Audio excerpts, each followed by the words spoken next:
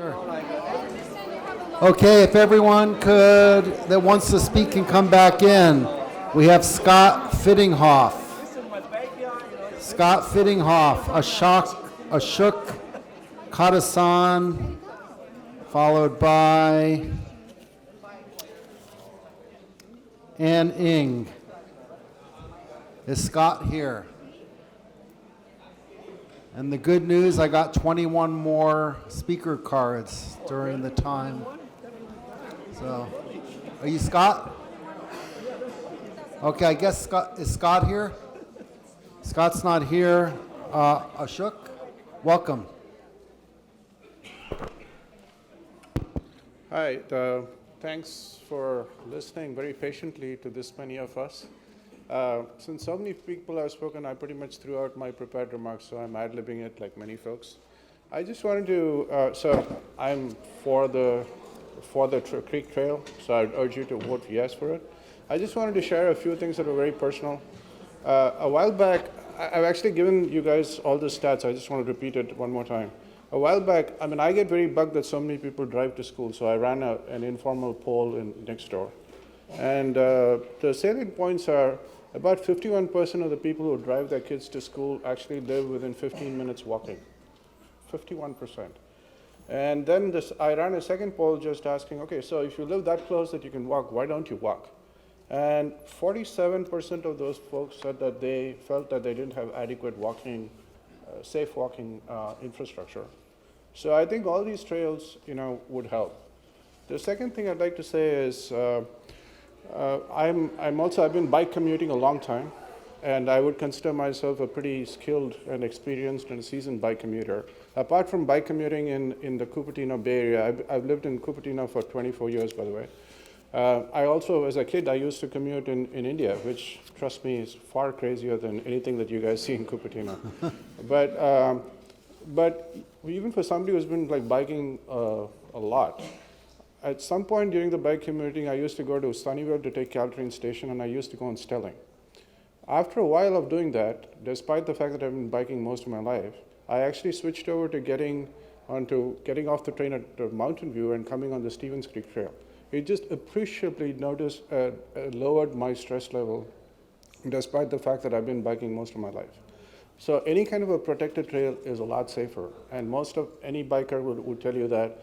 And honestly, some of the comments I heard about the trail being this narrow really does not matter. There was another lady who was talking about how most bikers don't care about these things. It is true.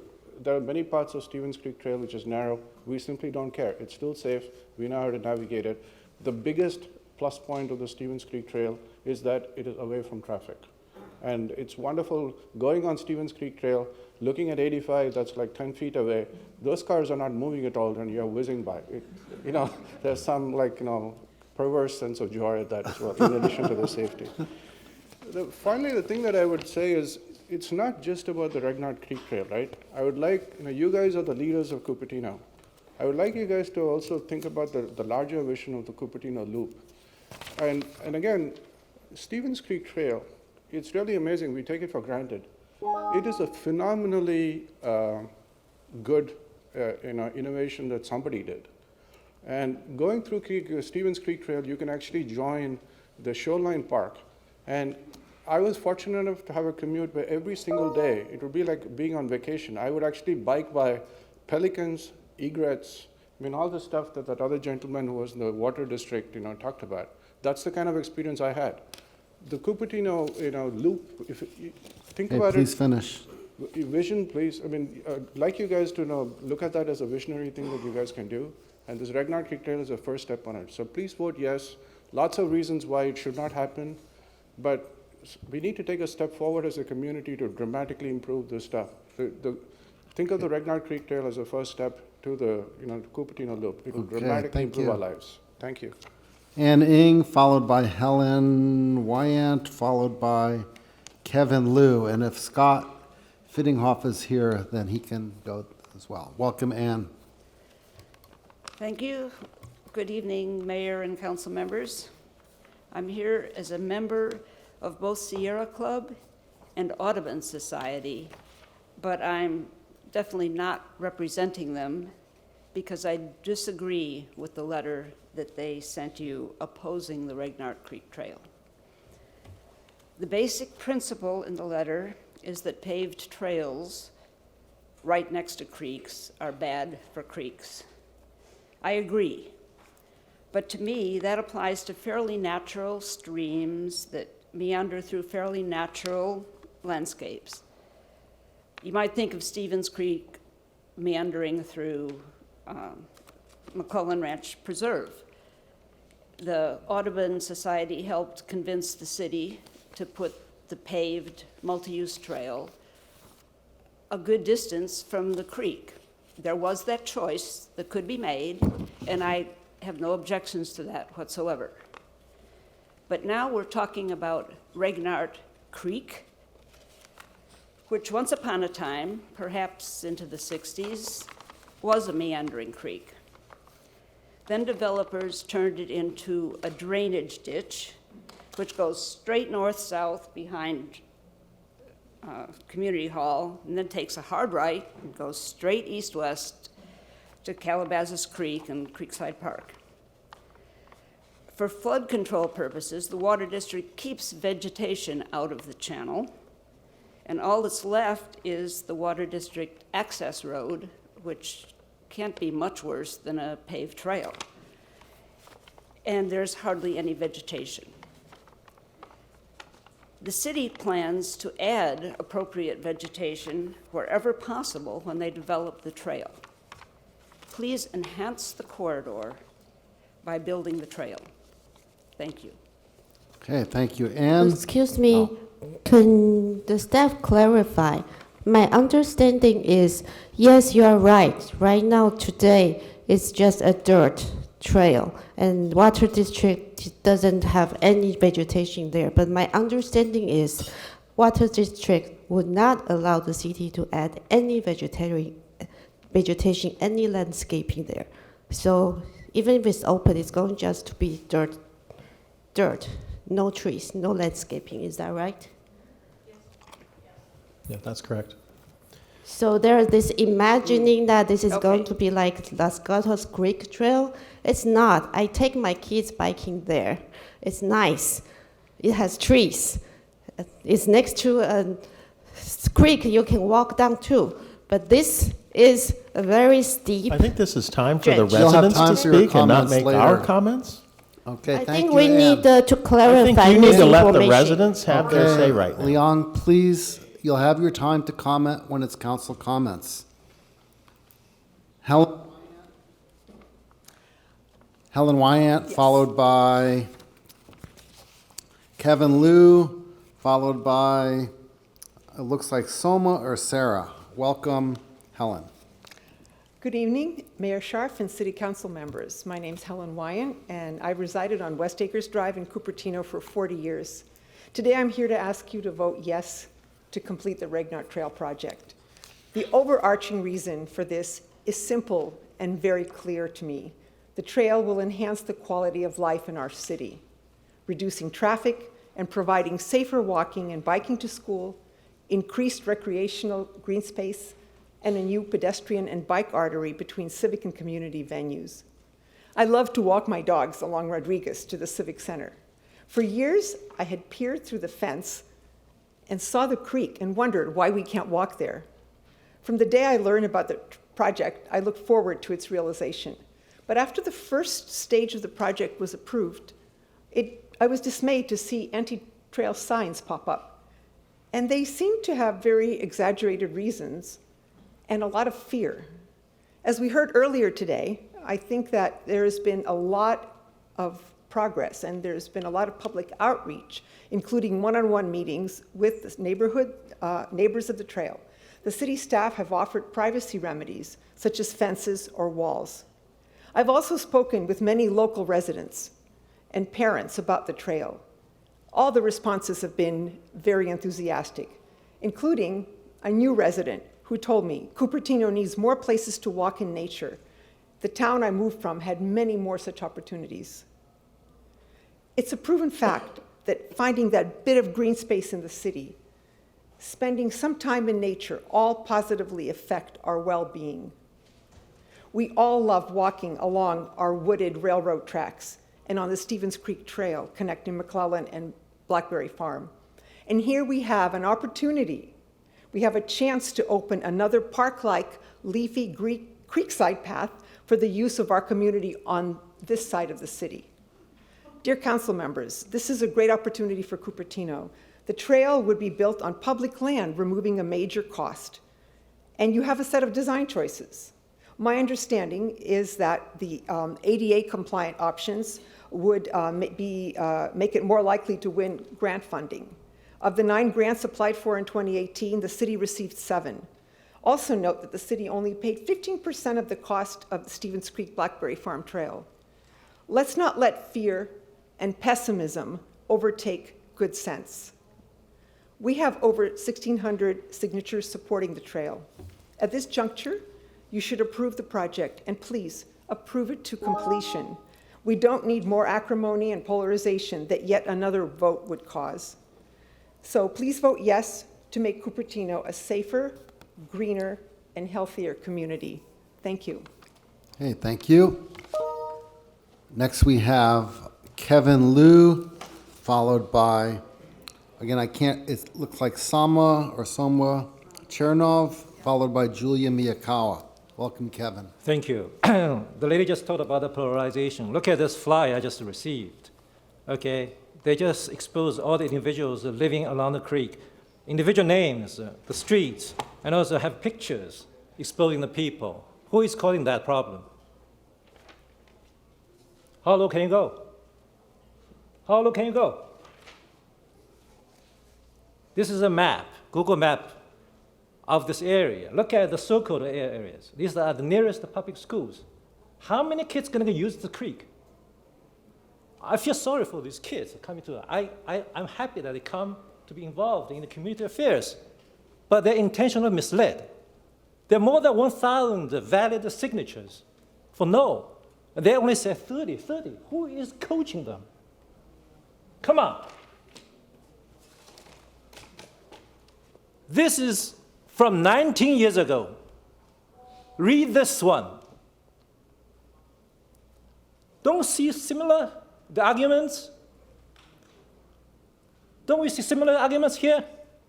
What happened to the bridge? $15 million. $15 million. Just go there and count how many people are using the bridge. Count them. Sit there for a day. Are we going to repeat the history? Are we going to repeat the history?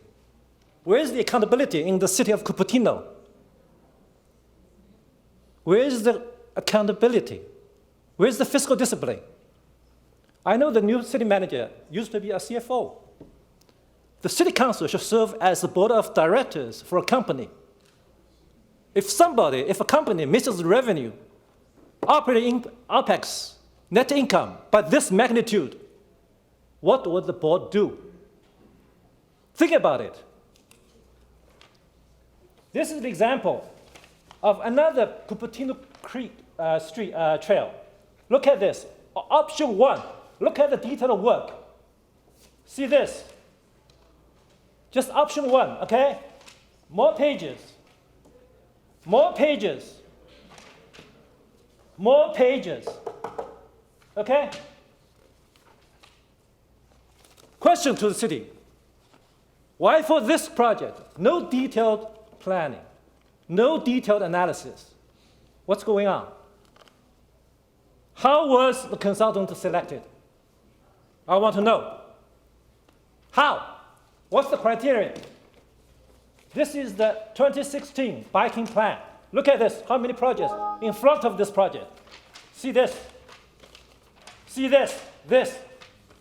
Here comes the creek trail. So why suddenly this becomes the hottest potato? Why? This is my request to you. Okay? Open all the communications, records, transactions. Allow for a public audit. Okay? This is what the city needs. Okay, thank you. Thank you.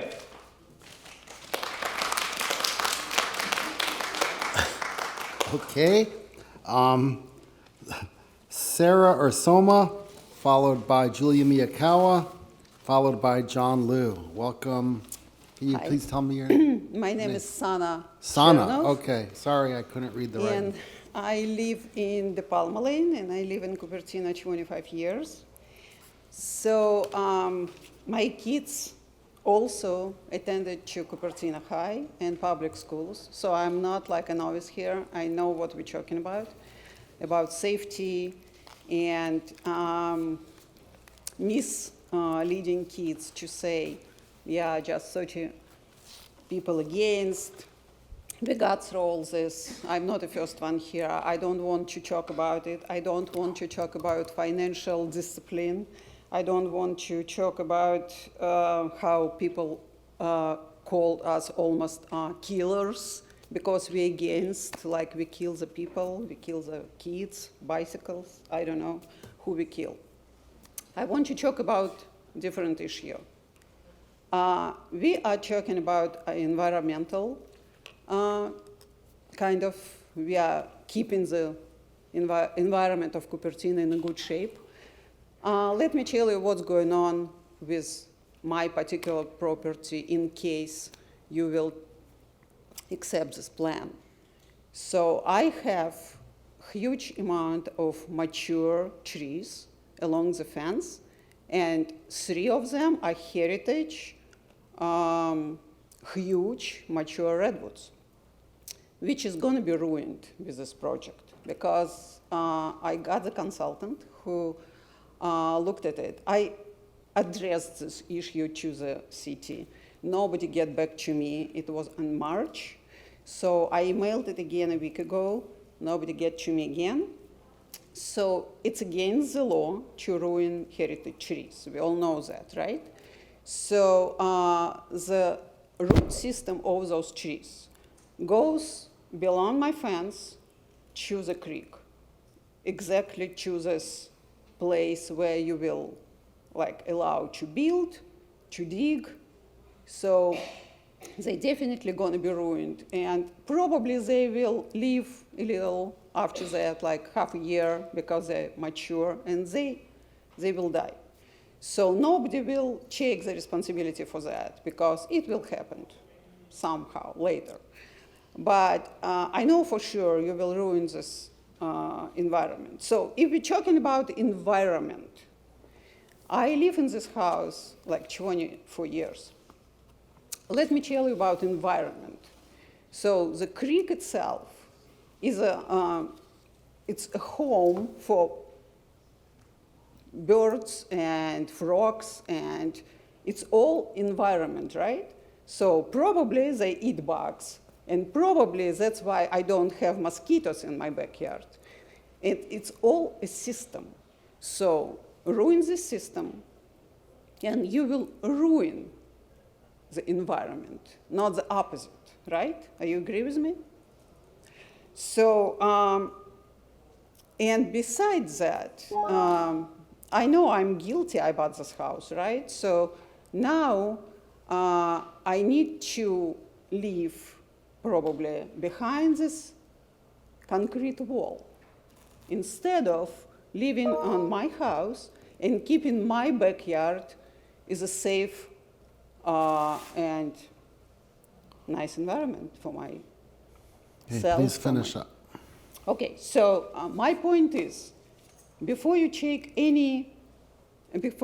think about any solution, before you even consider it, think about this community of 1,000 people who signed this petition, because they probably not the enemies of Cupertino, they probably the Cupertino itself, right? Thank you. Okay. Next, you have Julia Miyakawa, followed by John Liu, followed by Stella. Welcome, Julia.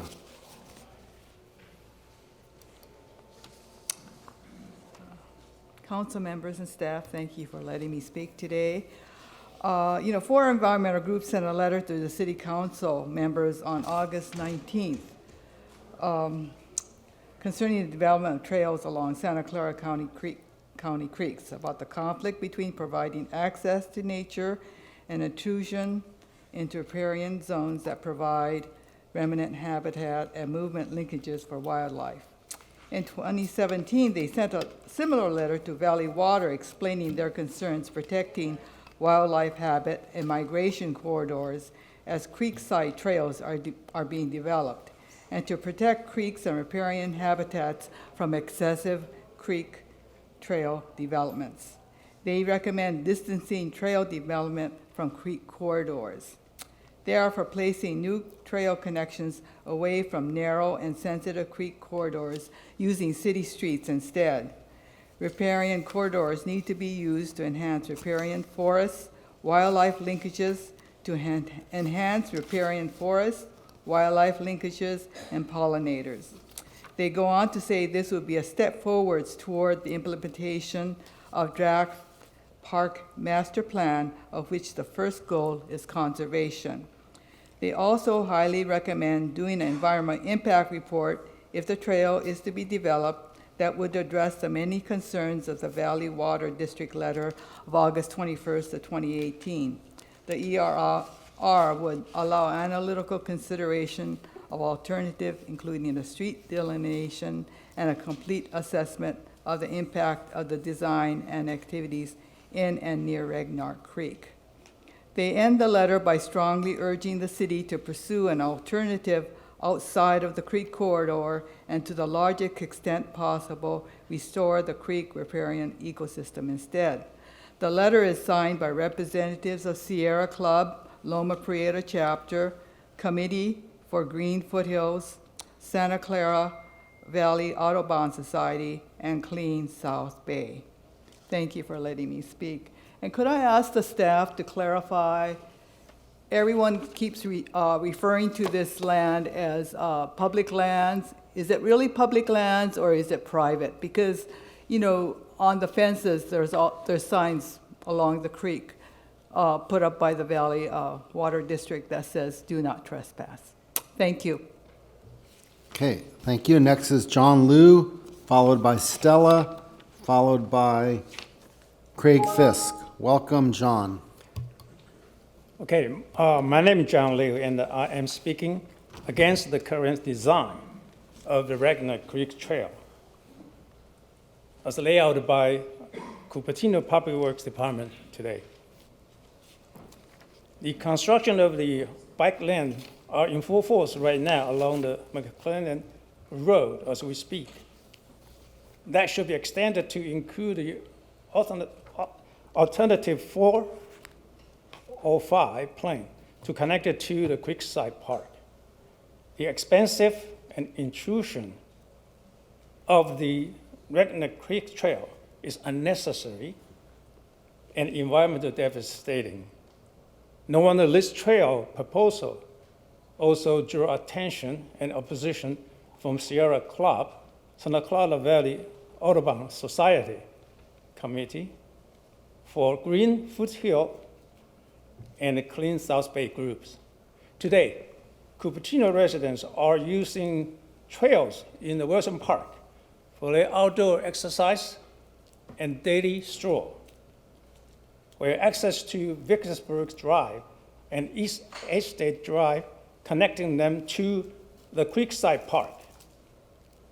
The current design completely ignored the existence of the Wilson Park and lay out a new trail along the park in parallel adjacent to the Ragnar Creek, where many migratory birds, including geese, duck, even pigeons, find their refuges. This new trail requires removable rail along the creek and a removable steel bridge in the current design. Even after relocation of the ramp that required by Water District for accessing. This new trail also added 2 new street crossings on congested South Blanding Avenue and East Estate Drive. While proponents of this new trail constantly cite mitigating traffic is a major goal for this project, please ask yourself, why? Why are we so Why are we so obsessed in spending money like this, while the existing trail in the Western Park are begging for usage? It is irresponsible and an illusion for the council to think they are doing this for the good of the residents. We love our outdoor and nature, but building a trail so close to the creek and abandoning the use of the existing park is love them to death. There are better alternatives. Okay, please Please finish vote up. no on the current design, and there are other alternatives. Thank you for listening. Okay, next we have Stella, followed by Craig Fisk, followed by Freda Shoe. Welcome, Stella. Good evening, dear council members. Every time I listen to the presentation, I feel most of trail supporters' reasons are very general, which are true for any trail, just as if it says exercising is great. The opponents' point views are very specific. They only apply to this trail, as if we say this exercise machine doesn't work. Okay, this is not a popularity contest, but this is about what is right and wrong for overall Cupertino citizens and for Cupertino urban planning and financial planning. You don't need 10,000 people to tell you how great the exercise is, and you only need a few people who know the detail to tell you why this one doesn't work. I do not oppose building a trail in general, but this path is not a good selection. Today, I would like to just talk about Lozano land. 4 Lozano homes have front yards within 10 feet from the proposed trail.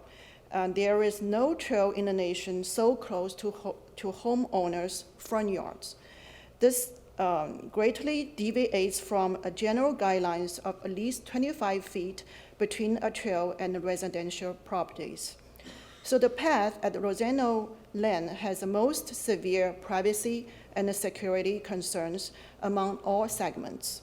There are already police reports on criminal and burglary attempts recently at this location. After trail is opened, this issue will be definitely getting worse. At the council meeting of last August, former Mayor Paul asked city staffs to especially take care of Lozano issues. As resident, we thank for his comments. But after more than a year, no good remedy is generated.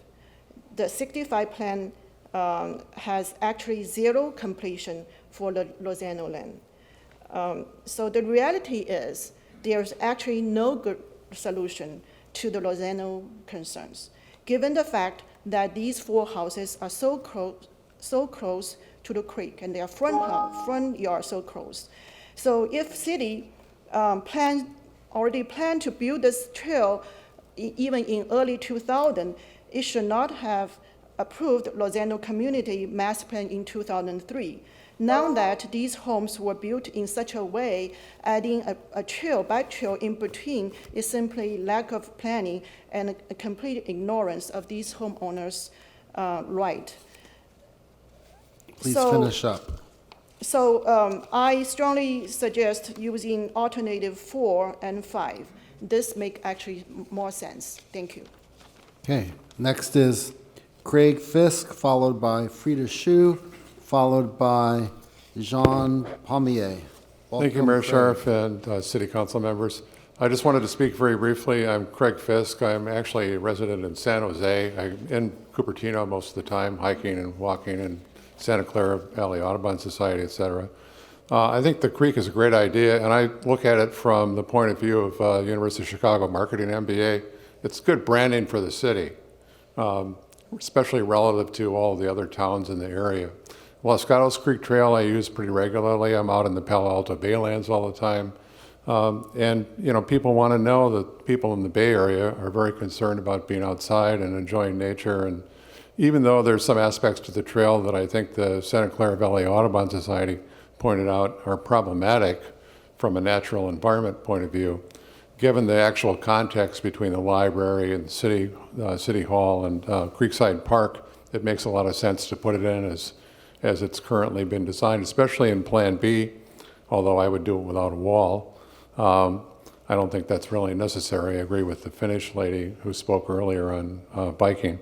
And the idea of the bigger loop and connecting multiple areas through a broader kind of loop also makes a lot of sense. Thank you.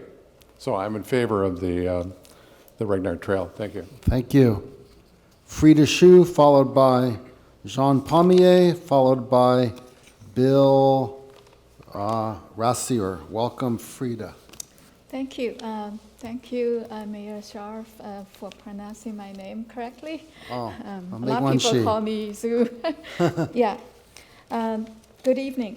My name is Freda Shoe. I have lived on Cupertino Diploma Lane since 2000. I'm opposed to the proposed Ragnar Creek Trail, but I'm in favor of the on-street alternatives 4 and 5.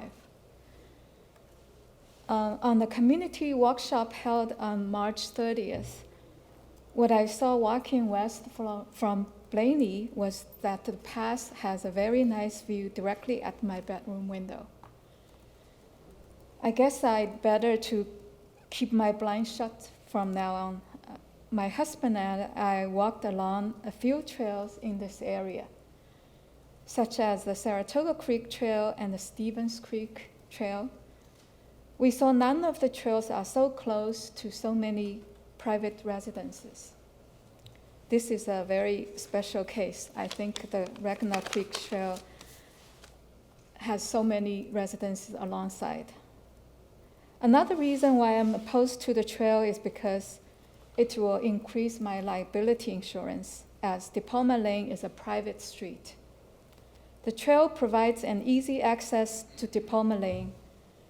When we moved into the house in 2000, our house is near the end of a cul-de-sac. Then the city imposed an easement for public access when the Lozano transaction took place. And now this trend continues. We're losing more and more privacy. We raised the 2 children in our house. They both used to bike to Lawson and Cupertino High School. They seem to be fine without the trail, so I don't see a reason why we suddenly need this trail. Thank you very much for listening. Okay, thank you. Next we have Jean Pommier, followed by Bill Rassier, followed by, I know I'm going to mess this up, Raghuvar Kumarakrishnan. Welcome, Jean. Thank you, Mayor Scharf and City Council members. I'd like to follow up on a question that we had earlier that I felt like the staff didn't answer properly. So in the presentation from the staff, you had several mentions about improving the fencing on Lozano and Di Palma. Well, the fact is, this is a lie, because the Water District asked specifically of no fencing at all. So the situation we have been discussing just earlier is this free access now from a so-called trail to Di Palma Lane, which is private land.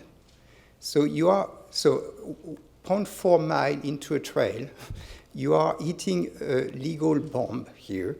We already set aside some funding for legal action. I'm glad we have an attorney here. I'm glad that one of our city council member is actually a lawyer.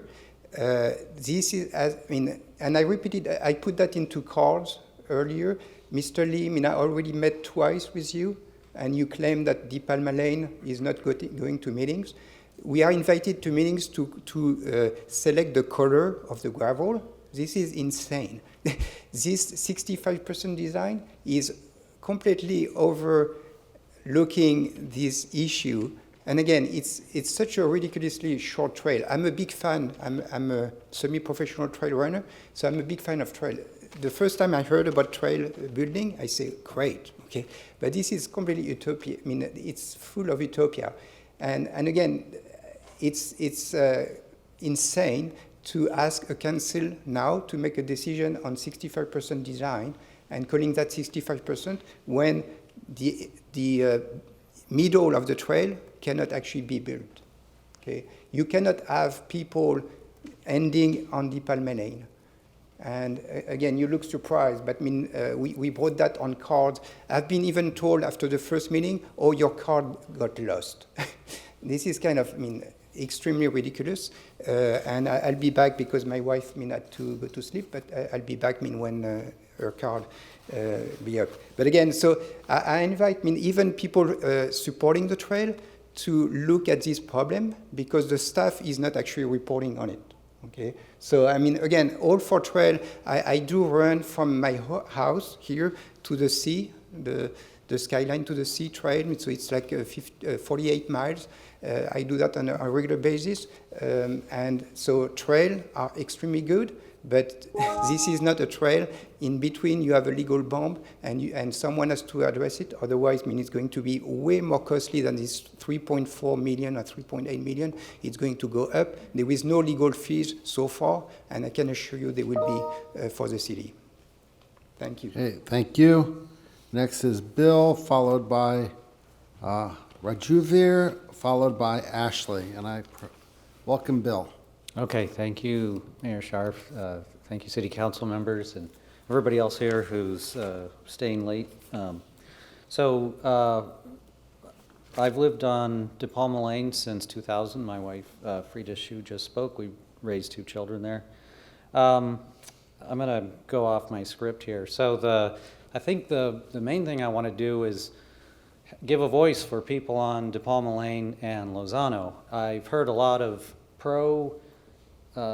trail speakers tonight talk about lots of good things. I mean, the kids were talking about solving global warming and safety from cars and so forth. I'm glad the kids came here and all that, but there are also downsides to those of us at Lozano Lane and De Palma, which is if you're at Lozano Lane, we're not just talking about taking a leap of faith that there's going to be something in your backyard and we're going to put a wall up, which might be comparable to other places. You've got the statistic that 90% of people oppose ahead of time, 90% people like it afterwards.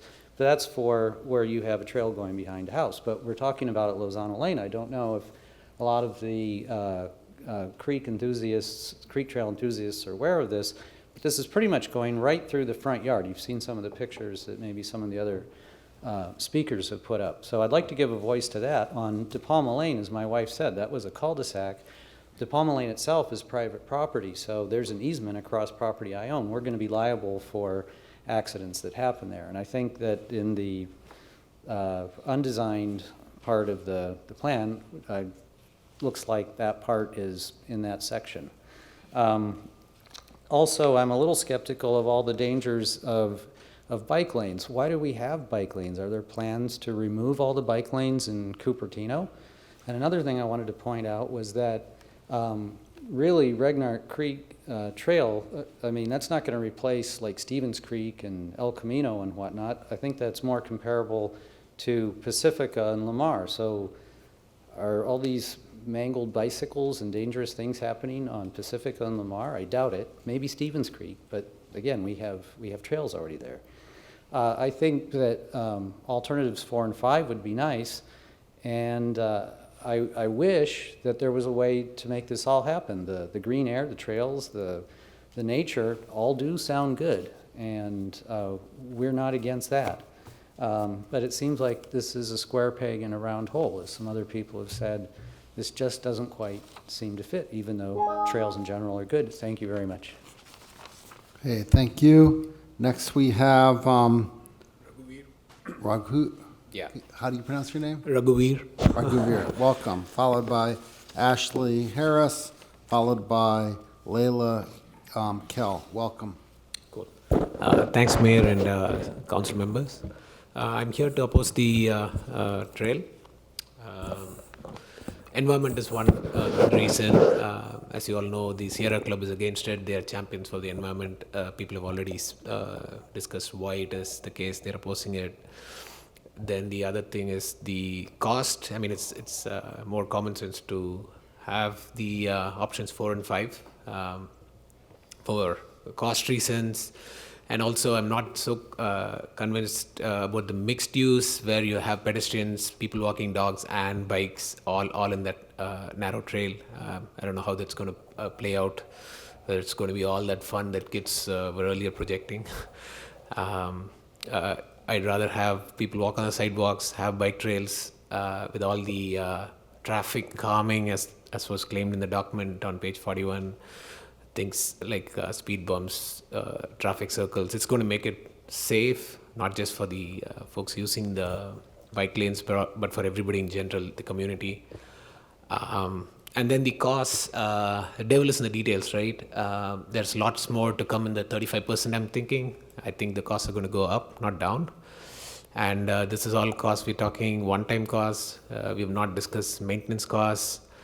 And then I see some safety aspects are not addressed at all. I think when they had come consulting, at the time they had said, at least to us, they had said they'd considered putting cameras, closing the trail at night. I saw explicitly it was not there. So for all these reasons, I'm against the trail. And I'm for options 4 and 5 if you're doing it. Thanks. Okay, thank you. Next we have Ashley Harris, followed by Layla Kell, followed by Manuel Kell. Welcome, Ashley. Is Ashley here? No? How about Layla? No? Manuel? No? Alan Takahashi. Thought I saw Alan here. Here he is, okay. Welcome, Commissioner Takahashi. Thank you. Thank you, Chair Scharf and City Council. I'm here to support the trail. What I really want to talk about is infrastructure. This is all about infrastructure. Infrastructure is a key element of any community because infrastructure is built for the long haul. It's built for decades. It's not a short-term view, it's a long-term view. And because of that, it's really important that that is the outlook. I know people have talked about improved environmental issues, and that's all true, and this is just that small first step to actually make improvements. So if we look back at the history of the city of some similar projects that had community benefit, yet there was a fair amount of community dissent. So one would be the farmers market at the Oaks. The apartment complex really was against it. They sent out flyers to the community to try to get more support. And there was a meeting similar to this. It was a planning commission meeting. I was not on the planning commission at that time, but it was a public benefit that I think to today people see as a place to go and as a community gathering place as a positive. Others, examples, the dog park. Some people were on the Parks and Rec, and that was very challenging. The fears there were that dogs would jump over the fence, and people might get attacked by people walking their dogs there. Again, it was a community benefit, and that park is used. So, going back to the farmers market, it was the same arguments of generally fear of the unknown, which is security issues, noise, people are going to leave garbage, there's going to be porta potties. This community is very good at cleaning up after itself. I mean, the caliber of our citizens is very high. I don't see a problem with safety and security on trail. One of the speakers against the trail talked about there are people back there and they're making a nuisance. Well, that's because it's not an open space. It's not visible to people that are going there. So I really believe the safety will improve if it's an open trail. So as we look at those broader community elements, it's another person mentioned the bridge and how much it cost, and that it's not used. It's used a lot. If you look at counts that the Bike Ped Commission has done, I back up to Mary. My house backs up to Mary. when that project came through, there was definitely people that were concerned about increased pedestrian, increased bike traffic, and it all definitely was not founded. So I implore you to think long-term, approve the infrastructure, and just all of the safety issues. It's a positive step that I think you should approve. Thank you. Thank you. Next is Teresa Olson, followed by Sarika Batra, followed by Richard Lowenthal. Welcome, Teresa. Honorable Mayor Scharf and Honorable City Council members. I'm an 11-year resident of Cupertino. I live in the Biltmore Apartments on the cross streets of Blaney and Rodriguez. The Regnart Creek Trail is a great idea whose time has come. If approved, the city gets more usable space for citizens to do the things they like to do outdoors, admiring trees, walking the dog, or practicing Tai Chi. It gives citizen-weary residents access to nature in the heart of Cupertino. City staff has identified many problems with Rodriguez and recommends removing Alternative 5 from further consideration. I would like to mention one more problem with using Rodriguez: sloping driveways. All of the sidewalks on Rodriguez between Blaney and Torrey dip down for driveways. 15 on the south side, 4 high-use ones on the north sides. These dips are a noticeable nuisance when pushing a stroller, a warning sign to teach to scootering toddlers so they know where to stop while their parent checks the driveway. They can be a real hazard to people using walkers or wheelchairs. These people can lose their balance and fall if they continue straight on a sidewalk that slopes for a driveway. Option B would provide a level trail, a wheelchair-friendly baby boulevard, if you will. Option B also has the railing that would make it safer for those scootering toddlers. Finally, the Regnart Creek Trail would connect the currently funded bike projects. Once the McClellan Road project is finished, it would end at Torrey, where this one would start. The funded Portal Avenue Class 3 Bike Boulevard would also connect to it. Finishing this design and this project helps us achieve Cupertino's long-term goals of being able to travel around the whole city on safer paths. Funding the Option B design of this trail and then the trail itself would create more usable space, make a boulevard for babies and wheelchairs, and finish the loop, which would make all of Cupertino more accessible. Thank you. Hey, thank you. Sarika Batra, followed by Richard Lowenthal, followed by Ramona Coakley. Welcome, Sarika. Yeah, good evening, Mayor and City Council members. My name is Sarika, and I am a resident of Cupertino for the last 45 years.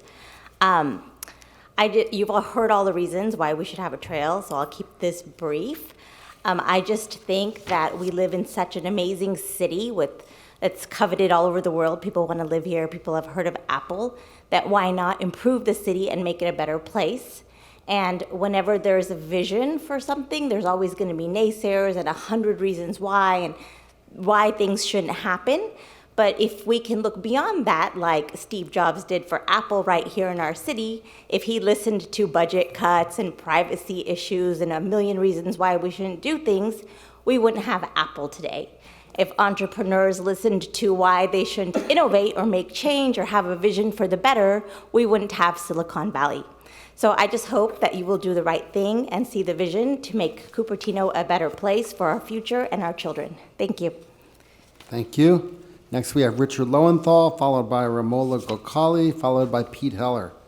Welcome, former Mayor Lowenthal. Thank you very much, Mayor Scharf. We appreciate you having us all here tonight and putting up with a long night. I can relate to that. I want to urge your support of the trail. I think probably because of the concerns of the residents, you have to be willing to spend some money and be willing even to go to option A if that's what the residents need to feel confident about their security and privacy and noise. So it may cost some money. This is a typical decision where you're balancing the most proximate neighbors with the rest of the community. The community, as somebody pointed out, 80%, the Parks and Rec Commission found that 80% of the people in Cupertino want more places to walk and want access to open space. So the community wants this, but the immediate neighbors do deserve a lot of your focus, and you have to protect their safety and their privacy to the extent that you can. So it's kind of on you, I think, to provide mitigation for the neighbors. But I think the overall principle is that this is public land and the public deserves access to it. So it's being used now by a small number of neighbors. They're important because of their proximity, but they're seeing, they like that their backyard looks into nothing. They like that nobody uses that public land. Some of them, I've walked that trail several times. Some of them have gates onto that already, so they already have access to it. But it is public land and should be open to the public. Thanks very much. Thank you. Next is Ramona Coakley, followed by Pete Heller, followed by Celia House. Welcome, Ramona. Good evening, City Council. My name is Ramona Coakley, and I'm here to request you to vote yes to fund the construction of the Regnart Creek Trail. I'll be brief. A lot has already been said. I'm here to urge you to vote for very simple and logical reasons. First, we need safe bikes. To borrow from a previous speaker, I don't think any of us wants a dead cart on our conscience. So we really do need to have safe bike routes all over the city, whether it's for kids biking or adults trying to make trips across. Next, you have the perfect opportunity to try and create a walking pathway right in the middle of the city. We were blessed to have this trail. We should make best use of it and try to use this opportunity where you can make something wonderful. Your community is asking you to create that. And finally, I do understand there are going to be cost concerns. If you fund the trail, there are opportunities. There will be funding opportunities from outside. So you do need to approve building of the trail. And before I close, I want you to consider the overwhelming community support. We have 1,600 plus signatures supporting the trail. If your community did not want this, you would not get this kind of support. Your next generation is asking you to vote yes to make the city a better place. So thank you for your time, and thank you for listening to me. Please vote yes. Thank you. Next we have Pete Heller, followed by Celia House, followed by Eben Haber. Welcome, Commissioner Heller. Thank you, Mayor Scharf and City Council and staff. I appreciate the opportunity. I'll keep it brief. You've heard it all already before, so just wanted to touch on 2 points. One is that every study ever done about what hinders people from riding their bikes is the safety issue. They're concerned about safety, and they're concerned about interacting with fast-moving, very large vehicles on the road.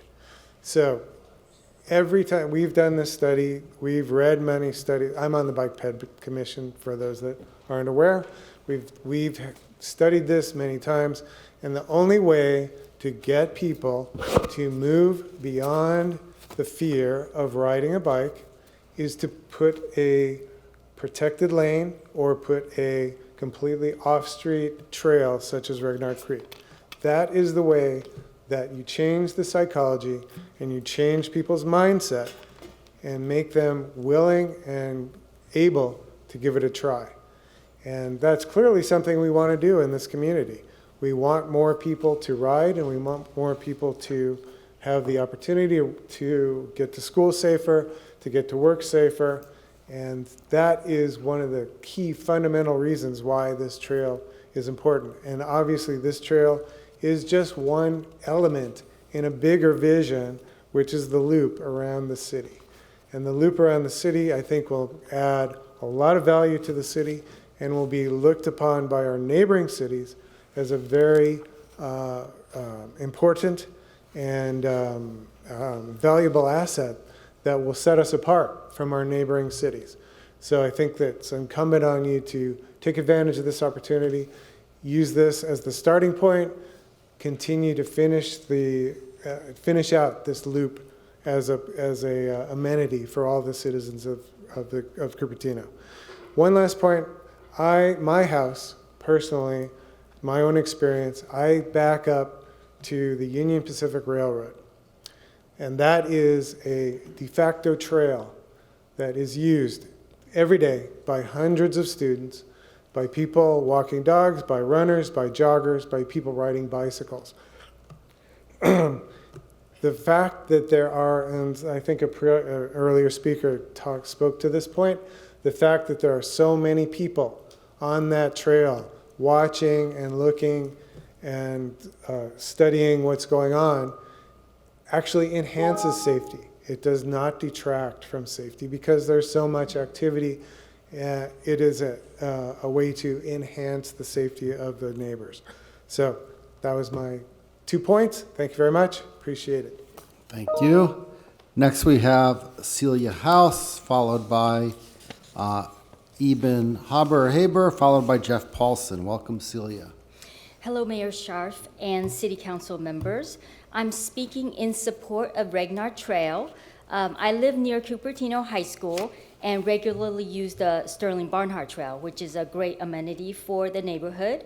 It's actually designed similarly to how we're talking about designing the Regnart Trail in terms of, I think, options B and A.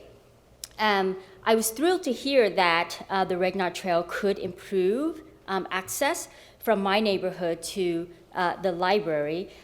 So I actually tried out some of the options for getting from Cupertino High School to here, some of the alternative routes that were being considered by the city. And I would tell you that many times I got lost and then ended up on Bollinger Road, which of course is not ideal for bikers. So I mentioned this to illustrate how easy it is to get lost trying to find your way on a bike around our local streets, even with GPS. And so I can't imagine putting a child through this type of experience. I, of course, learned about some of the other routes like Lamar Drive. So I tried this route as well. It is a much better route than Bollinger, but on Lamar, and I would imagine on any kind of regular local street, I still had to dodge trash cans, recycle bins, a very large parked RV, and other large parked cars and trucks. The reality is a lot of our streets are really not wide enough for parked cars plus a bike path, plus easy facilitated access for traffic. So the alternative routes are really not ideal, and certainly not ideal for kids.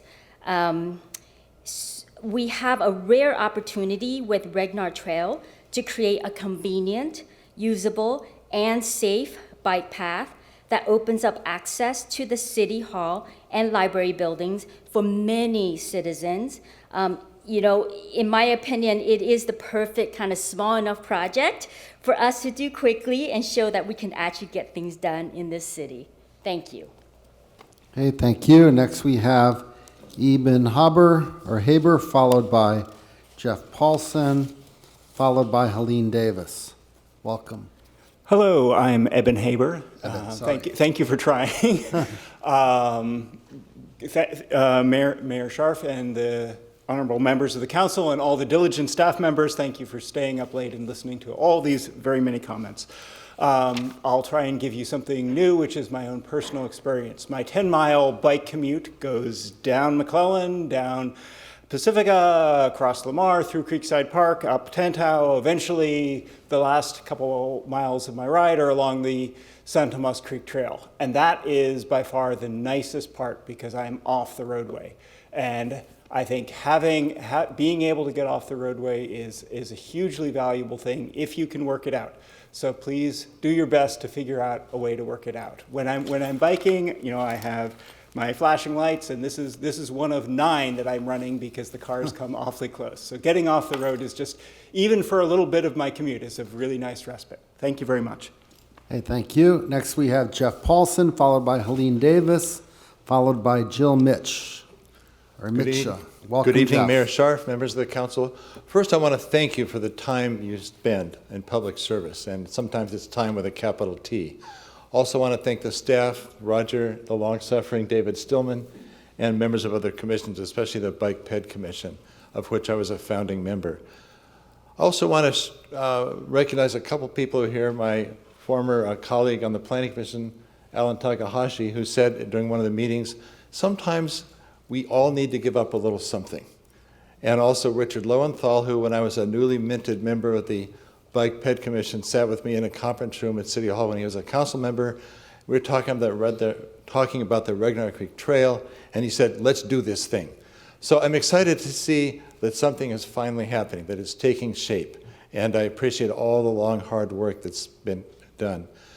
My comment really is boiled down to one word, and that is forward. And our city manager, Deborah Feng, wrote recently that a lot of people tend to look backward. We need to look forward. I don't want to look backward at my family's almost 400 years in this country, 105 years in this valley, my own personal almost 65 years in this valley. Rather, I want to look ahead to the time when out of the 1,000 opponents of the trail, 900 of them will become trail supporters. I want to look ahead to the time when the automobile is replaced by other means of transportation. The big news at the International Frankfurt Auto Show this week was the concern that people aren't buying cars like they used to. I think we're seeing the beginning of a big change in transportation, and the kind of infrastructure that these trails represent will be a big part of supporting alternate transportation for a long, long time to come. Now, I also want to say something that's a little difficult. And Vice Mayor Chow, this is addressed to you, and this is said in respect, but when the audience erupted in spontaneous, thunderous applause when the mayor asked you to stop interrupting Roger Lee, it was an indication that they were frustrated with you because they brought their children, they brought their little spiels to say, and they felt that the clock was ticking and time was slipping away. So our former Mayor Dolly Sandoval came to talk about public officials treating others with respect. And I think to interrupt a department head while he's giving his presentation, I think to engage in conversation with members of the public when they're doing their 3-minute spiel delays the meeting and is disrespectful to the people who have come to speak. Thank you. Thanks. Thank you, Jeff. Next we have Helene Davis, followed by Jill Mitch, followed by Lauren Smith. Welcome, Helene. Well, I admire your fortitude, first of all. My name is Helene Davis, and I am here representing myself this evening. I am, like JR, a lifelong resident of Cupertino, going on 60 years, so that is a long time. The Regnart Creek Trail is a part of the city's bicycle transportation plan and the pedestrian transportation plan. It's an integral east-west link in a chain that will connect our citizens to our civic spaces. These plans, as well as the Parks and Recreation Master Plan, were developed over the last 4 years by city staff, by council, the respective commissions, and with extensive input by the community. Important themes that came out of the community outreach on the Parks and Recreation Master Plan were trails and connectivity to our parks, to our neighborhoods, to our schools and our other civic spaces. And nature experience, the importance of connection to our riparian corridors, our meadows, and other natural open spaces. So please consider the needs of the entire community when making your decision tonight, and listen to your community. I am confident that the city and the staff, they're very professional, can mitigate any issues that the neighbors that are along the trail have. And I urge you to vote yes tonight to fund 100% of the Regnart Creek Trail and to build the trail at whatever price point that you feel comfortable. I urge you to think long-term, have a vision, like Pete Heller said, have a vision of what kind of community you want to live in, what kind of community you want to leave for our youth and for future generations. And to close, I just want to quote something from the City Parks and Recreation Master Plan mission, and that is, Cupertino creates a safe, connected, walkable, and welcoming community. Thank you very much for your time. Okay, thank you. Next we have Jill, followed by Lauren Smith, followed by Frankie Law. Is Jill here? Okay, how about Lauren Smith? No? How about Frankie Law? Okay, welcome. Good evening, Mayor and the City Council member. My name is Frankie Law. I live in Cupertino for 16-some years. I built 4 houses right at Department Lane, the cul-de-sac, the dead end of Department Lane. I choose those places because, I like the cul-de-sac and also the dead end to build 4 houses for my family. So all my family live in the 4 houses there. Our life will be turned upside down if you approve the plan to build a trail right in front of my house. That means a few feet from in front of my house, not back of my house. So I urge you, council member and the mayor, just pick the alternative route 4. When David Stillman come and talk to us, we tell him about our concern, about the safety and security of our family, and the liability. The liability is a main issue because there's a ramp to go up to the water district to get up to the creek. There's a ramp if they ride a bike, they come down so fast, it'll be right in front of my property. They're gonna fall or run into our car or whatever. It will cause a lot of issue. So there's no address to our issue about the Department Lane or the Louisiana Lane. So I urge the council member and the mayor to adopt the alternative 4 plan that would be more suitable for the city. So instead of spending all kind of money, millions of dollars, and to pick the route is only cost hundreds of thousands of dollars. So again, I don't think any of your members want the trail built right in front of your house, about a few feet away. So that's my recommendation for the mayor and the council member to consider to adopt that plan. Thank you. Hey, thank you. Next I have Wing Lee, followed by Jeff Hall, followed by another card for Lauren Smith. Is Wing Lee here? Okay, is Jeff Hall here? Welcome.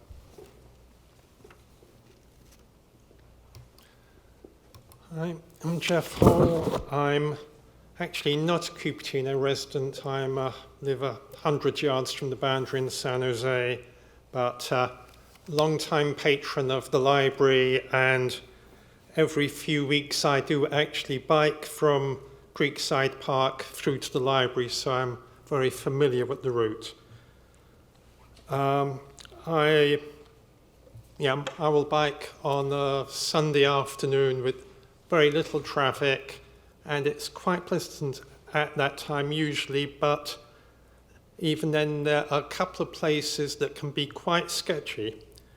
I would not like to be doing that trip in rush hour or the time the kids are going to school. So looking at the alternatives put forward, they don't seem to me to be addressing the pain points in particular of that route, which are really towards the library end, doing a left from Rodriguez into the library, going right from Pacifica onto Torres. Those are not pleasant. Seeing the proposals with the Sharrows as a possible solution, having ridden on roads that's a very, very, very poor second best. If I was parent of a high schooler, I would be reluctant to let them ride on a route made up with the Sharrows as a major part of it. So, on the safety grounds, I would strongly recommend the proposed A or B. I think there's one other issue here which hasn't been mentioned, which is, I can appreciate the various reservations of residents along the way, but the creeks and waterways are, historic. They are the only practical way that we can add biking or walking to a city and area that was really designed around cars. And if we don't go ahead in Regnart, then it's setting an unfortunate precedent elsewhere in Santa Clara, and maybe setting back not merely safety in Cupertino, but safety in the wider county area as well. Thank you. Thank you. Next we have Lonnie Hanma, followed by Lisa Nakamatsu, thank you, followed by Swapnil Mahajan. Is Lonnie here? Welcome. Good evening, honorable members of the City Council. My name is Lonnie Honma. I am a parent of 4 children in the Cupertino School District, Cupertino Union School District, and Fremont Union High School District. Before I moved to Sunnyvale, full disclosure, I'm a Sunnyvale resident. Before I moved to Sunnyvale, I lived in Mountain View, and while we were living in Mountain View, the Stevens Creek Trail, near our neighborhood, they built a trailhead to the Stevens Creek Trail. So when my oldest son started kindergarten at the age of 4, because he's a late November birthday, he was able to ride his bike on the Stevens Creek Trail to Landell's school in a safe manner. And I was able to ride with him with a trailer with my second son safely and without any traffic and fear of accidents. When we sold our house in 2006, we received multiple offers, and one of the neighbors was asking, how does it affect value? We received multiple offers with many letters stating that they wanted our house because of the access to the trail. We received $30,000 over asking in 2006 dollars. So it did add value to our house. Home sale. The next point I want to make is that in October of 2014, the city of Cupertino experienced a tragic death of a Monte Vista High School student. And in response to that tragic death, the community came together to look at options and solutions. And the city of Cupertino at that time funded a full-time staff person for Safe Routes to School. I've been an active member of Safe Routes to School in the city of Cupertino, city of San Jose, and city of Sunnyvale, because even though I reside in Sunnyvale, my children attend schools in those cities.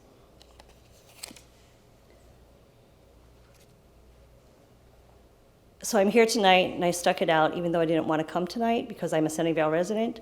I'm here tonight because my 14-year-old daughter, who is a student at Homestead High School, which is in Cupertino city limits, was hit by a car last Thursday. She escaped with scrapes and bruises and a concussion. I urge you to vote for an off-street trail that would protect students. In 2014 and 15, the City Council made a reactionary decision to the tragic death of the Monte Vista High School student. I urge you to make a decision for prevention for the safety of the students. Thank you. Thank you. Lisa Nakamatsu, followed by Swapnil Mahajan, followed by Calvin Ryan. Welcome, Lisa. Hello, Mayor, and I just lost it. Council members. My name is Lisa Nakamatsu. I'm a high school teacher over at Homestead. I'm also the teacher of Ms. Homa's daughter. I am here tonight because as a teacher, sometimes the right hand is not always talking to the left. And as a teacher, I started at Homestead High School 16 years ago. We were 1,864 students strong. We are now 2,500 plus students. That is in 16 years, an increase of 700 plus students. The reason why this is important is the fact that at the time when I first started at Homestead, Monte Vista was the largest school population in our school district. It is now currently Homestead, and they're telling us that we were going to be overtaken by Cupertino High. This trail is going to feed into Cupertino High, which means they are going to have more than 2,500 students going there. This is a huge impact on children. You can't put a price on safety. And as I look over at Ms. Homna, I am very, very aware of how that has an impact on families, on their friends, and the community at large. Please, please, please consider the safety of our children and vote yes on this trail. Thank you. Hey, thank you. Next we have Swapnil, followed by Calvin Ryan, followed by Brooke Callahan. Welcome. Thank you. Thanks to everyone who's here this late. My name is Swapnil Mahajan. We live over on Miller, just behind Creekside Park. A couple of things I wanted to say. One is I was a little disappointed to hear a few people earlier talk about the kids who spoke earlier in the evening in terms of, them being like ventriloquist dummies who've been coached by nefarious adults to say things that they don't really understand, which I think is really disappointing. These are the future residents of Cupertino. These are the future citizens who are going to live with the decisions that you are going to make today. And so talking about them as being coached and not knowing what they say is just really disrespectful. I think we should not do that. I mean, we have differences of opinion, but we should not disrespect others' opinions. People have already talked about how this will ease access to the school. Actually, this will also, more importantly, ease access to other activities outside of school. When my younger daughter was signed up for a summer class, we actually had a lot of problems trying to figure out what is the safest route she could bike to that class. And something like this trail would have eased that conversation quite a lot.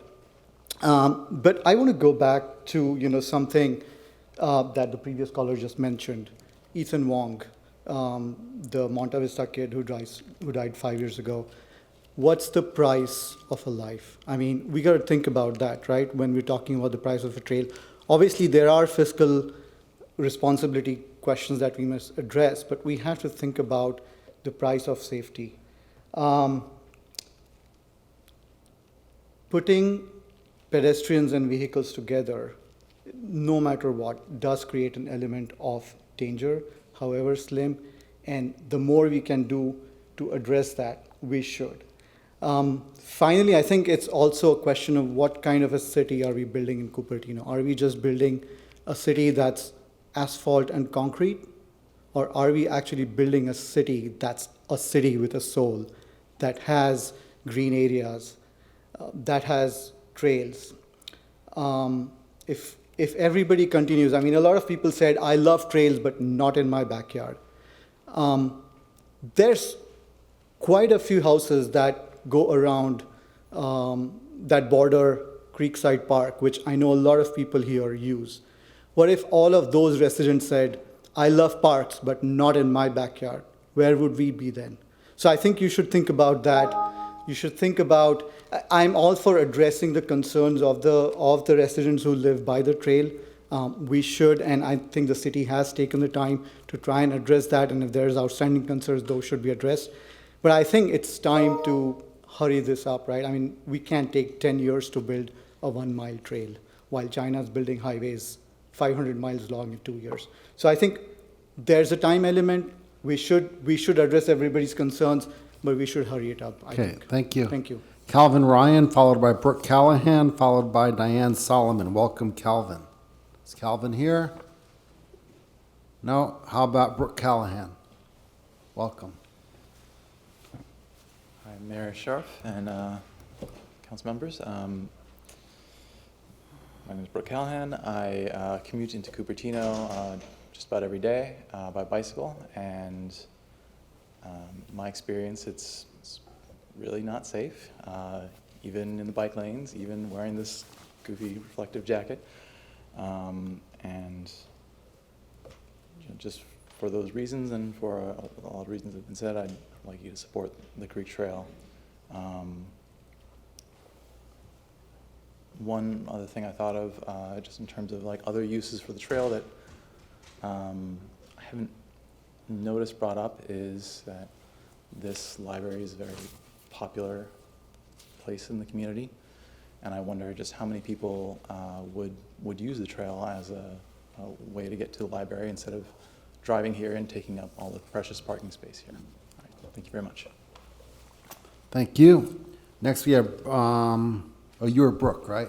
Yep. Okay, we have Diane Solomon, followed by Gary Wong, followed by another card for Richard Lowenthal. Okay, you only get one.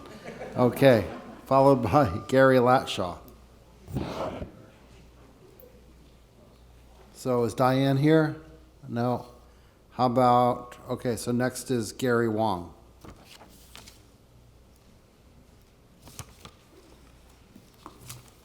See if I get these facing the right way.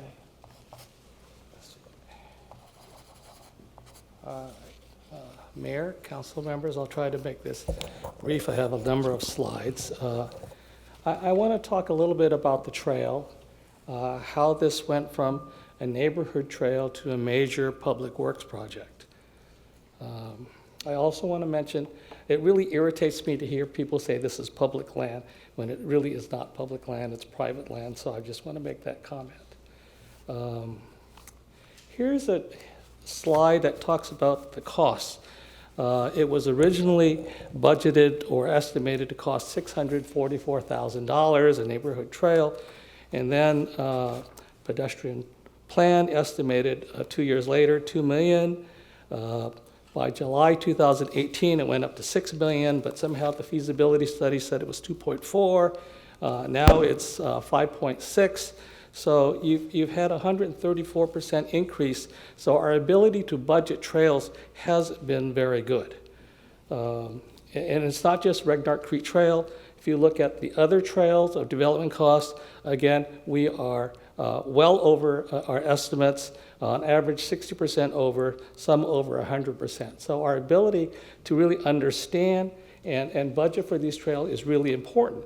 And the fact that Kevin indicated that we had no detailed budget, there was no line items, I think is unfair for the council to have to make a decision without that kind of detail. Otherwise, this could be a $10, $12 million trail. The residents who are in opposition have been blamed for the cost, but the cost is because of the site conditions of the trail. It just isn't suited for a bike trail, and that's what's been driving up the cost. First, we have an up ramp and a down ramp, and then there's a bridge proposed. Most trails don't have to have a bridge, right? The trail is not contiguous. You have this mid-block crossing, and you also have mid-block crossing at Rodriguez, Pacifica, and East Estate. So again, it's not really suited to be a trail, a good contiguous trail.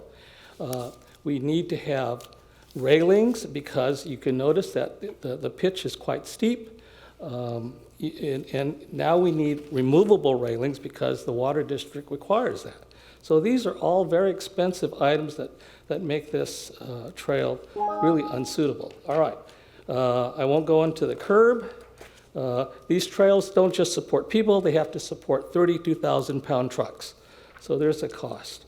There are a dozen items open with the water district.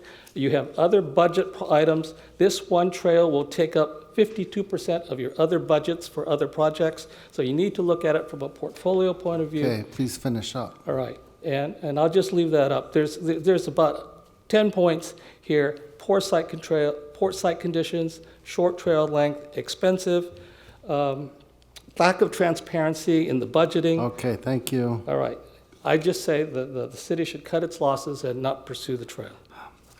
Okay, next we have Gary Latshaw, and then I have these 7 cards. You know who you are, and so I told in advance that 4 people can speak for the 7 cards for 7 times 3 minutes. So first we'll have Gary Latshaw. Is Gary still here? Gary's gone. Okay, so now we have Beth and Benifer, Alongo, Siraj, Jonghee, and Yoshiko, and the last one is Benisha Dastur. So welcome. I'll just keep resetting the timer 7 times. Hi, my name is Beth Nodell, and I'm a Cupertino resident. So I just want to start this by saying, what are we trying to fix? What is wrong with our residential streets that we can't use them to bike on? We have residential streets that are like 40-foot wide open streets with sidewalks on both sides that have been deemed safe routes to school. So this is the top collisions, that's bike collisions. There's none in the Regnart Creek Trail area. This next slide is pedestrian collisions. There's none in the Regnart Creek Trail area. There is one at Blaney and Rodriguez, which would be upgraded, and I believe it's either alternate 4 or alternate 5. Just to get a look at the streets, this is Lamar and Pacifica, and those would both be a part of the alternate 4. Then we have Vicksburg and Rodriguez that has the existing designated bike lane that would be a part of alternate 5. And then this is what we're trading that for. We're compromising on the width, we're compromising on the railings. Even if you go with Plan A, you're not getting railings throughout. You're compromising on the fence by just going with whatever the residents had. As we've heard, they last 10 to 20 years. And we're also starting to think about compromising on the surface and going with an uneven surface. The next thing I want you to consider is the depth. If we're going with not necessarily railings everywhere, if you look at the top of this picture, that's an adult male in that top left corner. So it's quite deep because that's what it's meant to be, as a flood control ditch. My biggest safety concern as a cyclist is the mid-street crossings. All of these Lawson kids saying they're going to use this actually scares me. If they take this, odds are they're going to get off at Rodriguez. There's no proposed any future crosswalk here, and I don't think that's suitable, especially at 65%. Again, for the Eaton kids coming out at Pacifica, you say it goes to Torrey, but that's the opposite direction of their school. They're not going to take it to Torrey to the crosswalk. They're probably going to jump right across Pacifica, and there's no existing crosswalk there. They would have to go either east or west to get there. And then this is Blaney. This is at the crossing, so you can just get a view of the traffic.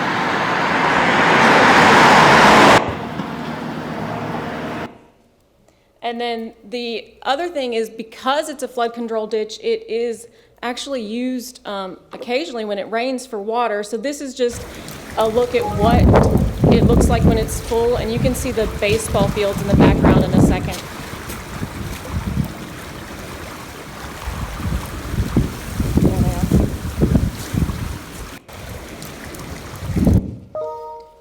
And then I just want to mention briefly, I've actually encountered coyotes in the area, and that's normal. You know, we have wildlife in our area, just actually one Sunday night on Estates Drive. I think that my issue is this, you're kind of creating a back alley, so if you do have an encounter, because it's so narrow, because you're going to have a fence on one side, a fence on the other side, you really just don't have anywhere to go.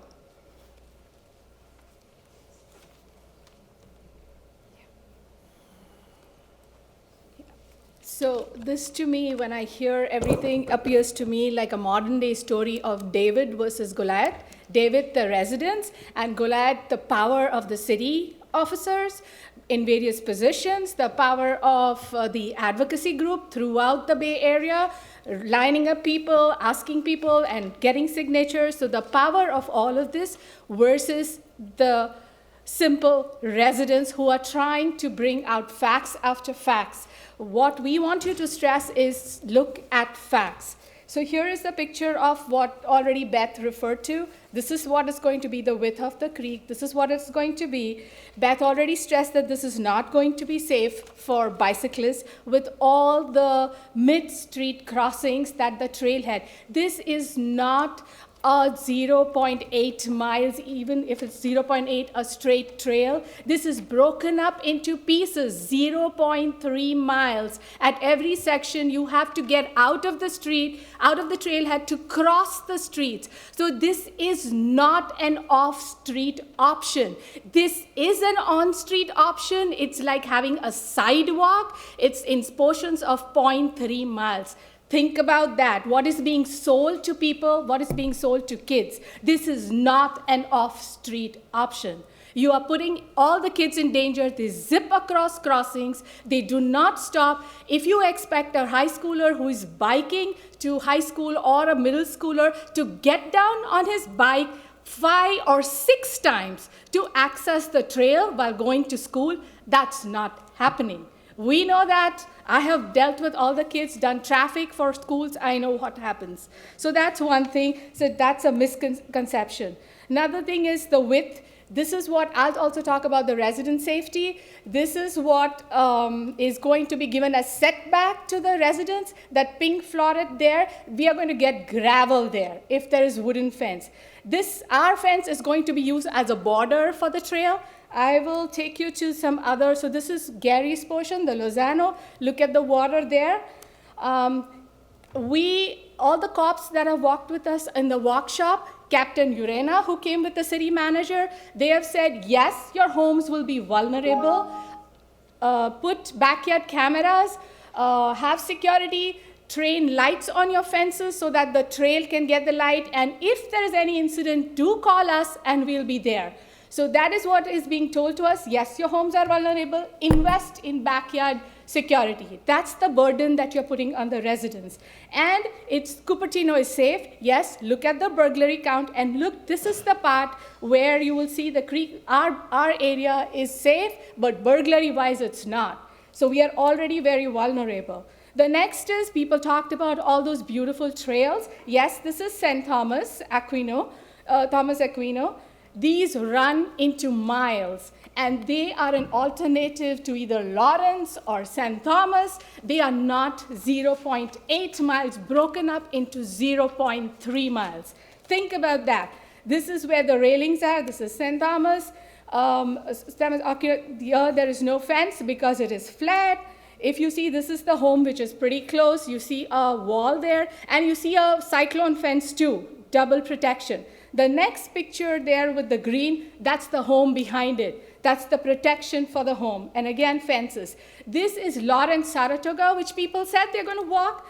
This is, you can see benches. It is that wide. The next side, you can see open ground. Here are the homes on Lawrence, Saratoga. Look at the setback, 10 to 20 feet.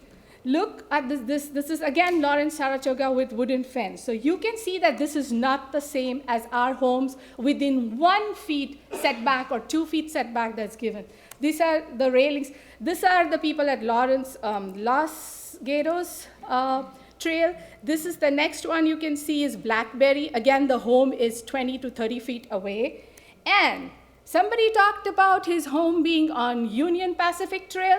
Here is your Union Pacific Trail. Look at the setback, look at the distance from the home. Look at the width of the trail. Look at the length of the trail. The other side, look at the homes. So you need to look at facts, not what is spoken.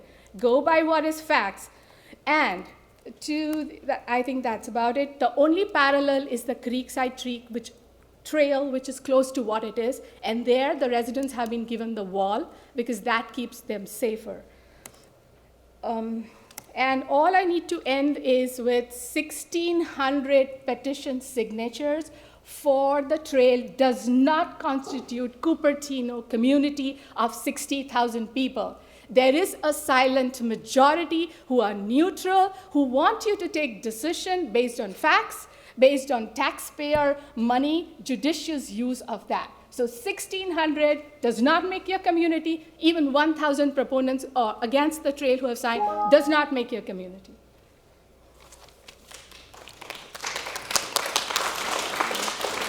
I'm Ilango Ganga. I'm a technology commissioner, but here I'm speaking for myself. Okay, so this shows the 65% plan and options, plethora of options, 2 more alternatives on top of this one. If you go from top to bottom, what's happening is you're degrading either the safety of the users, or you're degrading the privacy, or it's not suitable for biking. So even on the top option, option A, that comes anywhere closer to what addressing the residents' concerns. Even there, only 2,600 linear feet has been protected by privacy. The remaining 3,500 linear feet, we have no solution.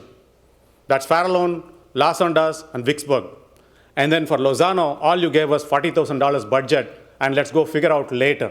Kick the can down the road, okay? And if you go below on the options, why do you want to do a dirt path? That was not what was said in 2016 bike plan. It's inconsistent with the 2016 bike plan. Why did we spend so much money on the feasibility study to come up with a class 1 bike lane, and then now coming and saying that let's do a dirt path? And that city is proposing this one. It's insane.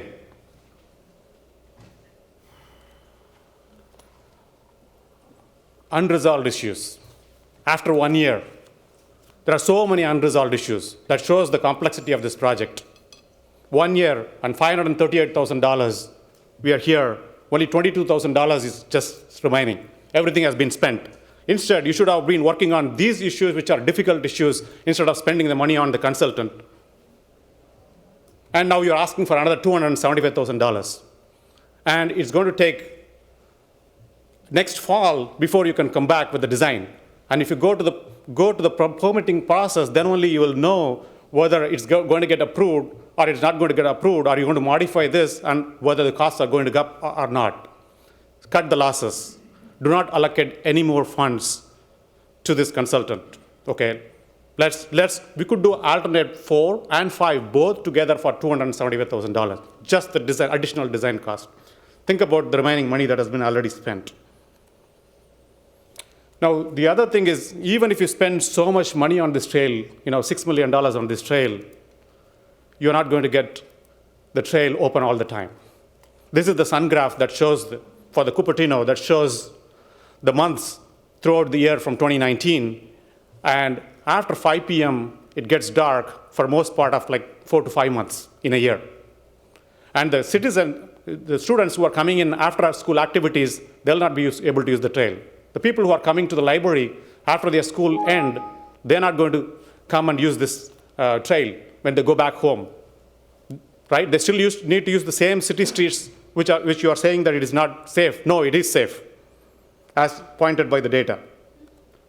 Now let's look at the reliable. Is it a reliable or dependable path? Now, on top of it, the trail is going to be closed for months, days together over a year, right? 9 times a year for maintenance, and then an unscheduled emergency closures. This is actually the table that we got from the water district, right? And on top of it, like every 3 years, 60 days, it's going to be closed. And then for unknown days, every 3rd to 5th year for major repairs. You can't depend on this one. Now, safety of the users for narrow shared use path, that's another problem. Okay, even if you spend $8 million, that 8 feet is going to remain 8 feet.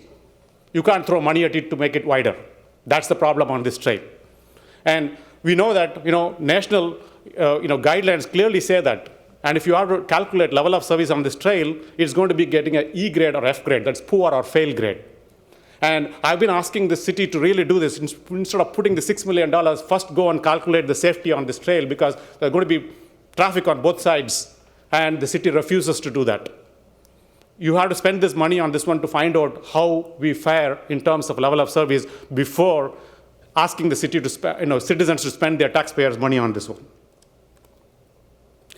Now, the next thing is step back and look at the overall bicycle facilities. Total of development, we are talking about 50.7 miles of trails around these trails or bike lanes around the city, out of which this is just 0.8 miles. That's 1.5%. Even if you develop this trail, it's not going to make a dent on making any biking and walking safer here. Now, you need to be really looking at the big picture and integrate with the green street infrastructure. So what this allows to do is to, you can integrate, make the urban forest, and then you'll be able to have, our streets green. That's what will benefit all the community. Develop and integrate, these are the cities, for example, Berkeley has already integrated in this one. And then Palo Alto has done this one. And Emeryville has done this one. And that's what we should be doing. We should be spending money on the overall biking infrastructure and not necessarily on Regnart Creek Trail. Thank you.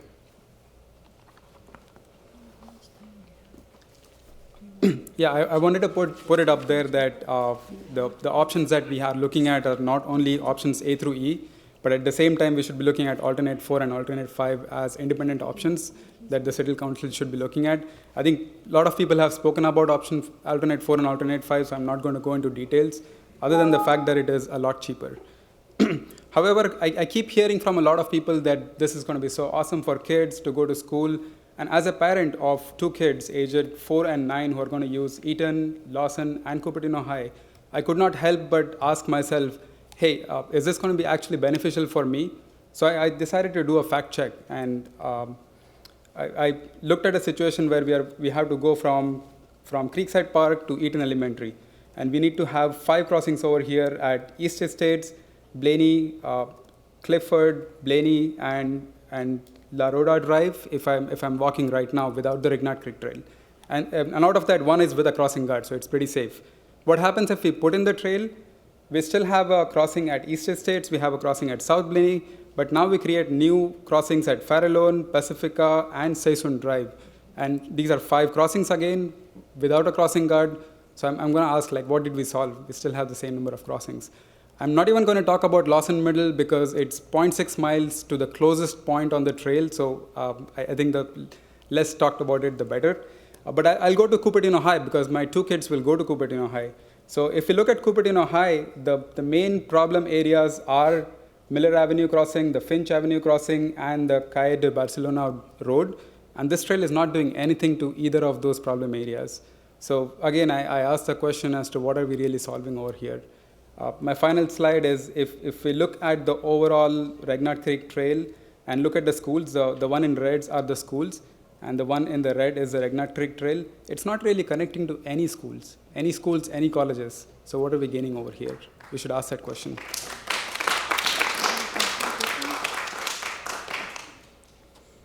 So I'm going to talk about the safety, how this Regnart Creek Trail would help for the safety of overall bike and pedestrians in Cupertino.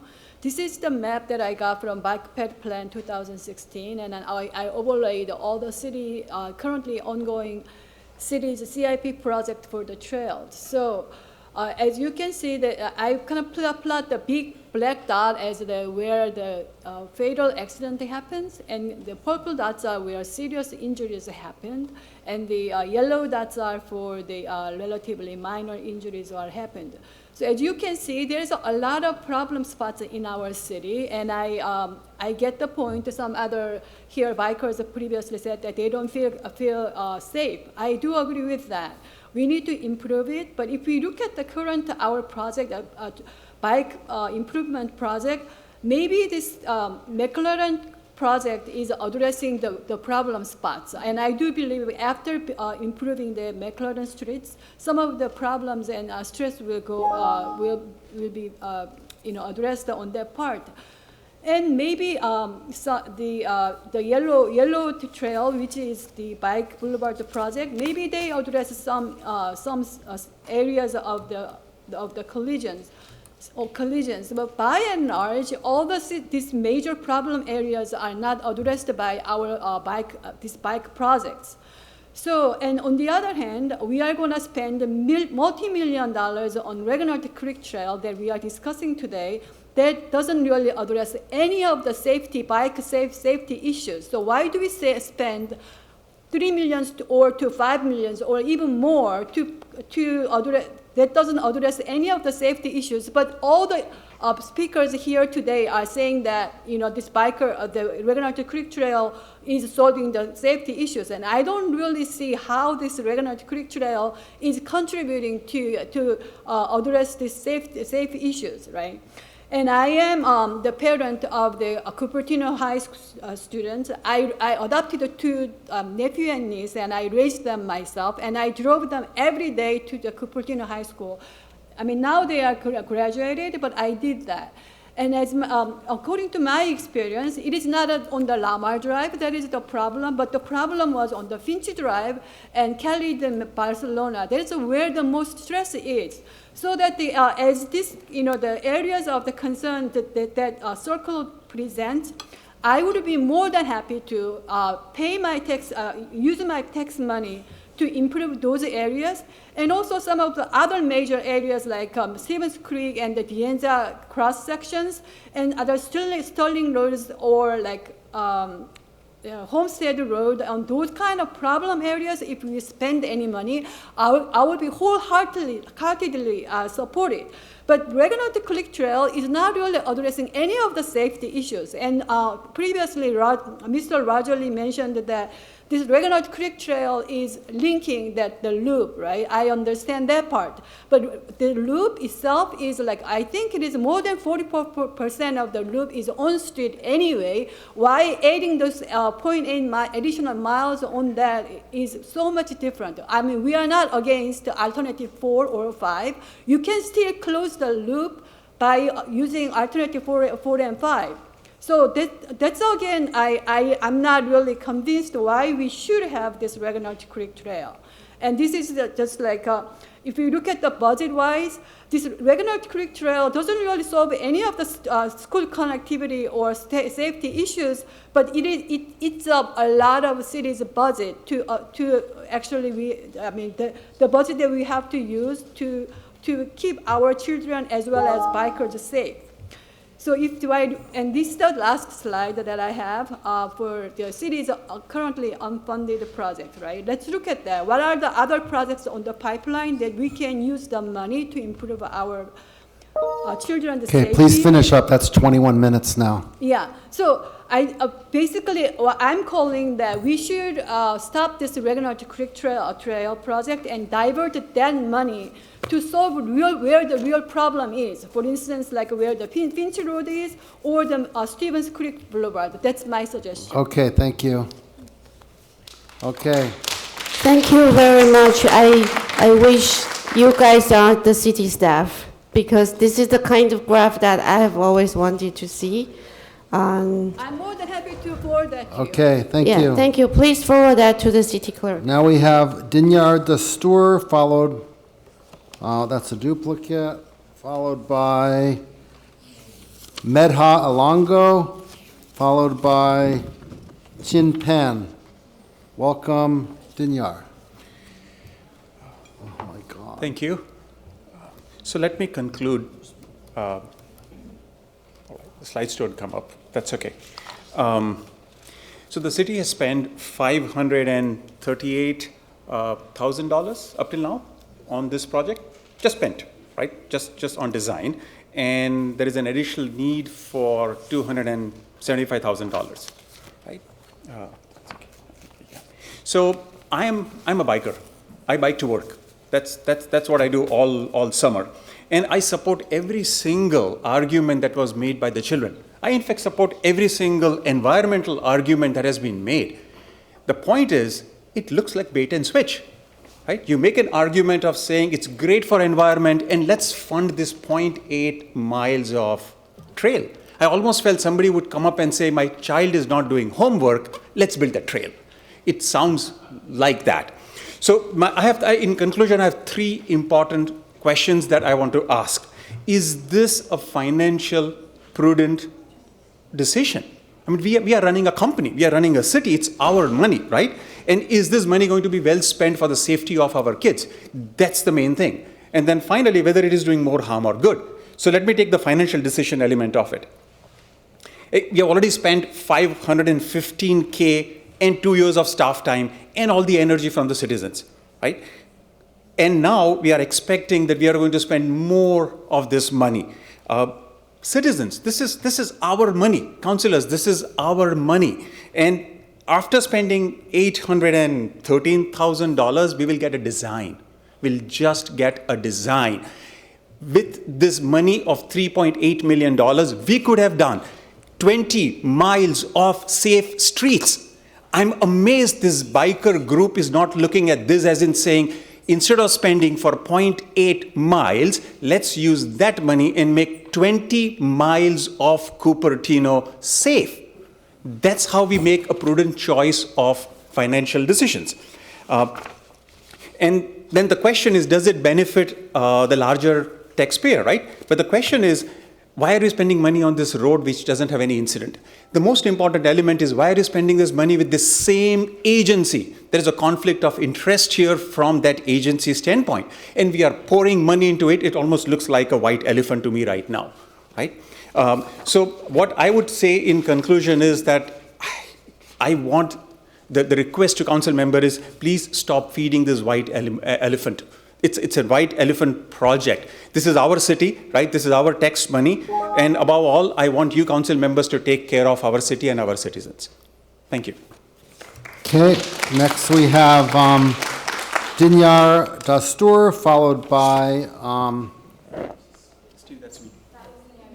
I was there. Oh, okay, I'm sorry. Yeah, you don't get to go again. Okay, you are? Mega. Mega Alongo. Yes. And then next we'll have Jian He. Welcome. Okay. Hi, my name is Mega Ilungo, and I oppose the proposed Regnart Creek Trail project that's being voted on tonight. I'll just begin by introducing myself. I'm a junior at UCLA. I'm majoring in computer science, and I'm minoring in public affairs. I attended Eaton Elementary School, Lawson Middle School, and Cupertino High School. So some advantages I experienced of walking on residential roads to and from school, the library, or my friends' houses were that there were wide and uncrowded streets where I could fast walk when I was late without worrying about running into anyone, especially small children. I could be spotted by neighboring friends' parents, who at times even offered me rides if they saw me walking on the side of the street. And also, I was able to take an alternate route when I felt that I was being followed by someone suspicious, which has happened to me before in Cupertino. And some reasons I think the Regnart Creek Trail would not be a path that I would take is because it would be a nuisance to walk to the trailhead, so back around from my house, which is on Fairlawn Drive, and take a longer path in walking distance to reach Blaney. It would be hard to rush past students on a narrow trail when getting to school. And also, I couldn't have used the trail when I went early to school. Sometimes we had 7 a.m. or 7:30 a.m. start times at Lawson and Tino. And also for after-school activities, or staying at the library studying after school in the winter when it's dark, and the trail probably wouldn't be as accessible during those hours. So just to summarize those points, I would not have used the trail. The population who could use the trail right now is pretty small given the number of students for which it would actually be convenient to directly enter the trailhead, and there are inherent safety risks regarding the project. So I wanted to spend my remaining time addressing the points made and tactics used by those in favor of the trail. So first off is the tactic of having young children speak in favor of the trail. A Walk by Cupertino email even encouraged children as young as 6 to 8 to come and speak. At age 6, I was a first grader at Eaton Elementary School. I was smart, but I didn't have the ability to critically evaluate my opinions and that were provided by the adults around me. So at age 6, I could not conceptualize what $5 to $6 million meant. Even at age 8 or at age 12, I probably couldn't have properly conceptualized what $5 to $6 million meant, which is the cost, including design for option A of this project. So going a bit off of my original script, I also want to address the issue of respect, which has been brought up by so many pro-trail speakers today. I think it's really important for me to go over the issue of respect. I think it's disrespectful for a speaker to assert that opposition is somehow advocating for the injury of children. I think it's disrespectful for the audience thinking that it's appropriate to jeer at the only democratically elected female representative of the Cupertino City Council. I think it's disrespectful that a speaker asserted that his family's 400-year existence in this country somehow makes his point more legitimate than the people in this majority first-generation Asian American immigrant community. We're all American, we can all be civil and respectful to those around us. I urge you to look at the facts that were presented in the previous presentation. I urge you to look at those facts and vote no on the Regnart Creek Trail. Thank you.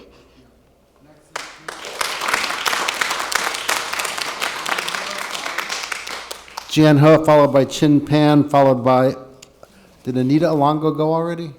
No. Okay. All right, welcome, Jen. Okay, yeah.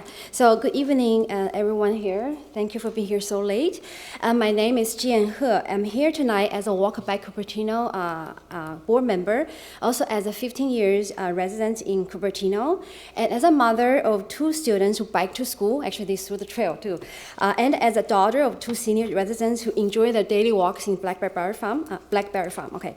First of all, on behalf of my family, my whole family, including my husband who bikes to work, so we thank our city council working so hard and you do a lot of work and you proved the beautiful trails through the Blackberry Farm is right next to us. And also you proved the measure to proceed with the design, engineering, and implement of the Linda Vista Park Trail a few months ago. So we thank you all for doing that. So we live next to the Blackberry Farm, so we experience a lot of positive impact of the trails on our community, not just community safety, healthy lifestyle, traffic reduction, recreation in nature, and youth development, and more. Tons of research has shown that biking helps children develop independence and responsibility, providing not just opportunity for learning, the word called autonomy, meaning making their decisions and be independent, and then also a great sense of accomplishment. From what we witness every day for the children in our west side of Cupertino, this is so true. So your vote yes to build this trail, Regnart Trail, Creek Trail, will make the same positive impact on the east side of Cupertino. That's severely lacking in park and recreation spaces compared to the west side. So the trail will create a convenient and safe crossing point and avoid alternative high-speed streets with very few crossings. It will be used by over 225 Cupertino high school students, 200 Eaton elementary students, and 125 Lawson middle school students to get to school. So this data is back to 2016. I think some teachers said actually numbers are growing for high school. So it will also provide a much-needed off-street recreation path for the 8,000 residents to parks, shops, library, and right here, community hall. So I have a map here. I think this is the way to show it. Is this the right way to show it, right? Okay, so this map is today's map showing the 1,650 petitions we collected, and it's still growing. And actually, I was here last year, August. This is the map from last year.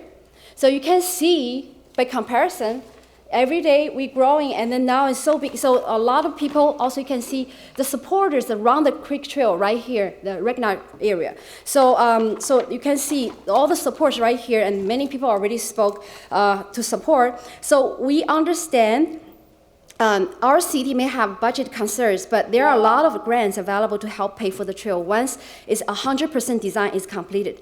For example, the final spending of the city for the Stevens Creek Blackberry Farm Trail was actually less than 15% of total construction due to grants.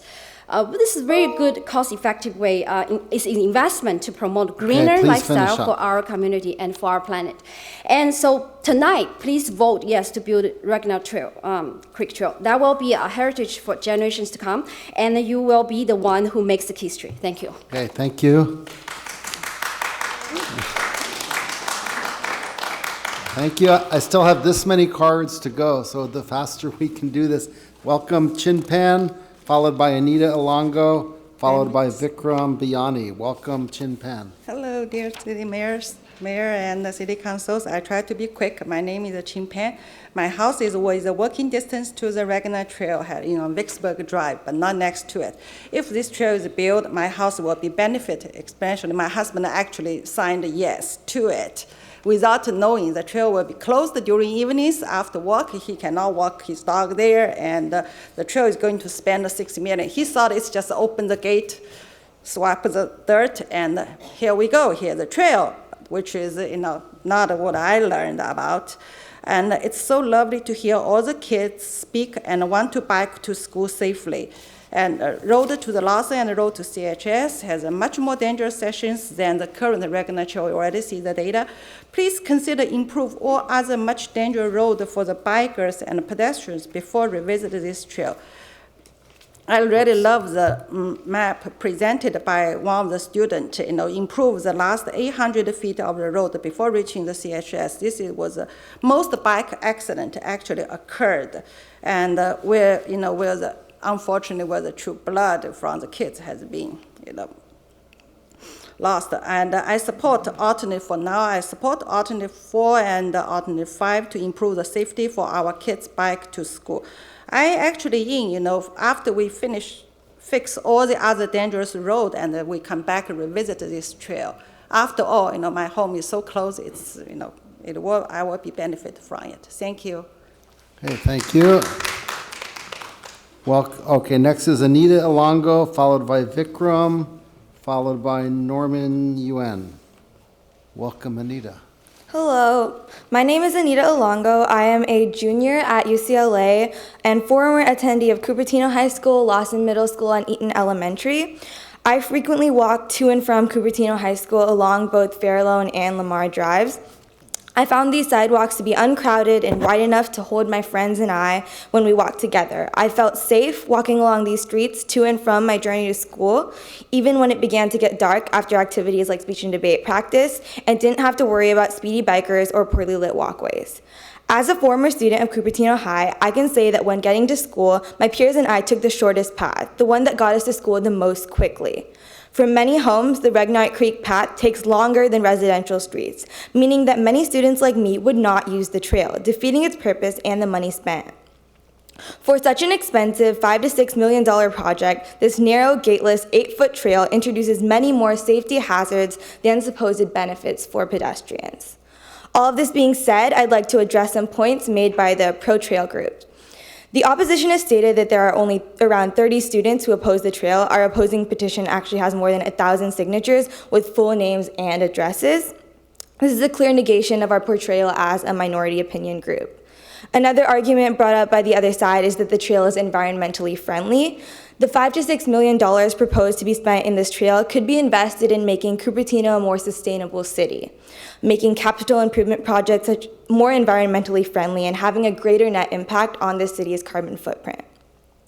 It has also been repeated by multiple pro-trail supporters and even the former mayor that the trail should not be a private asset for residents and should be open to the community.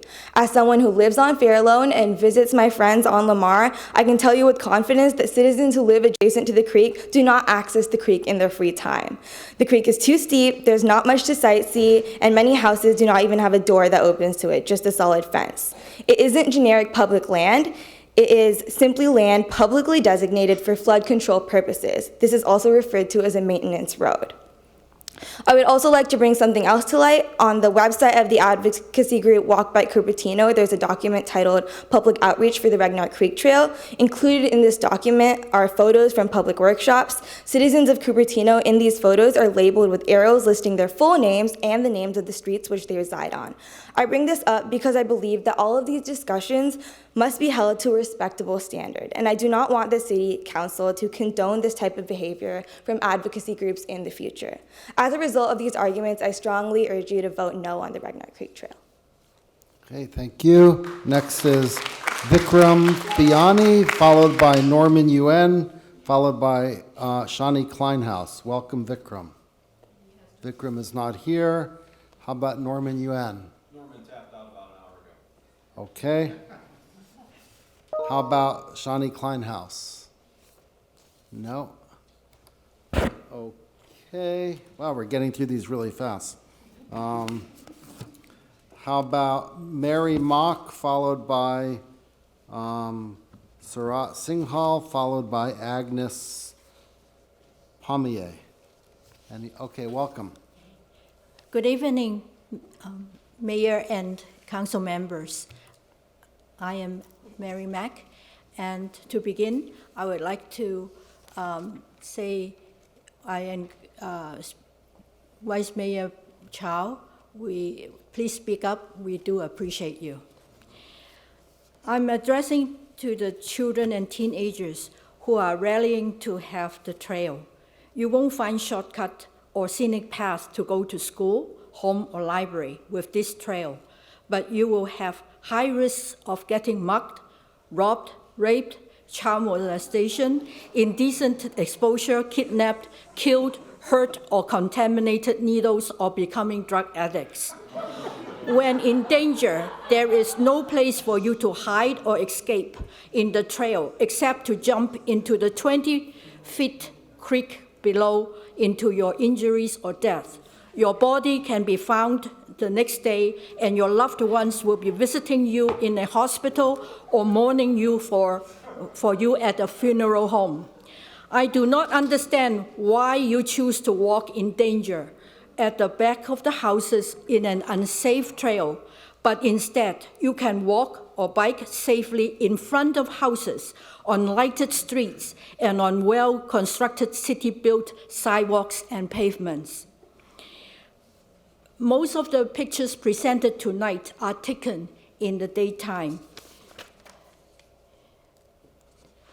This picture of Regnart Creek is taken at evening twilight and not at wee hours of the night. It shows how spooky it is after the sun sets. For the 84 homes on the Regnart Creek, we are already suffering from vandalism and attempted burglary, resulted in smashed window panes and cracked sliding doors. We paid for the repair costs to avoid inflated homeowner insurance premium or policy discontinuity. When the gates of the creek are opened, such crimes will rise and the repair costs will increase.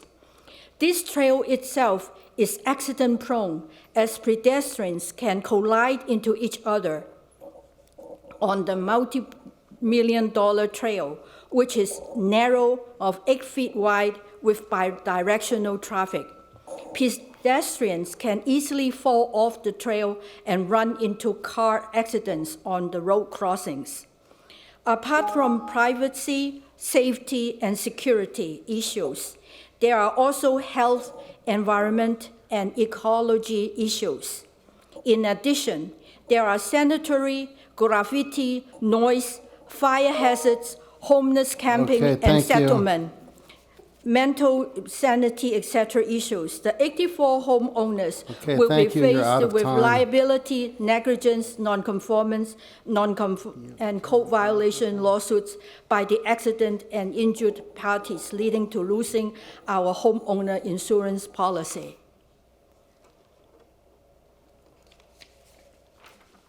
Okay.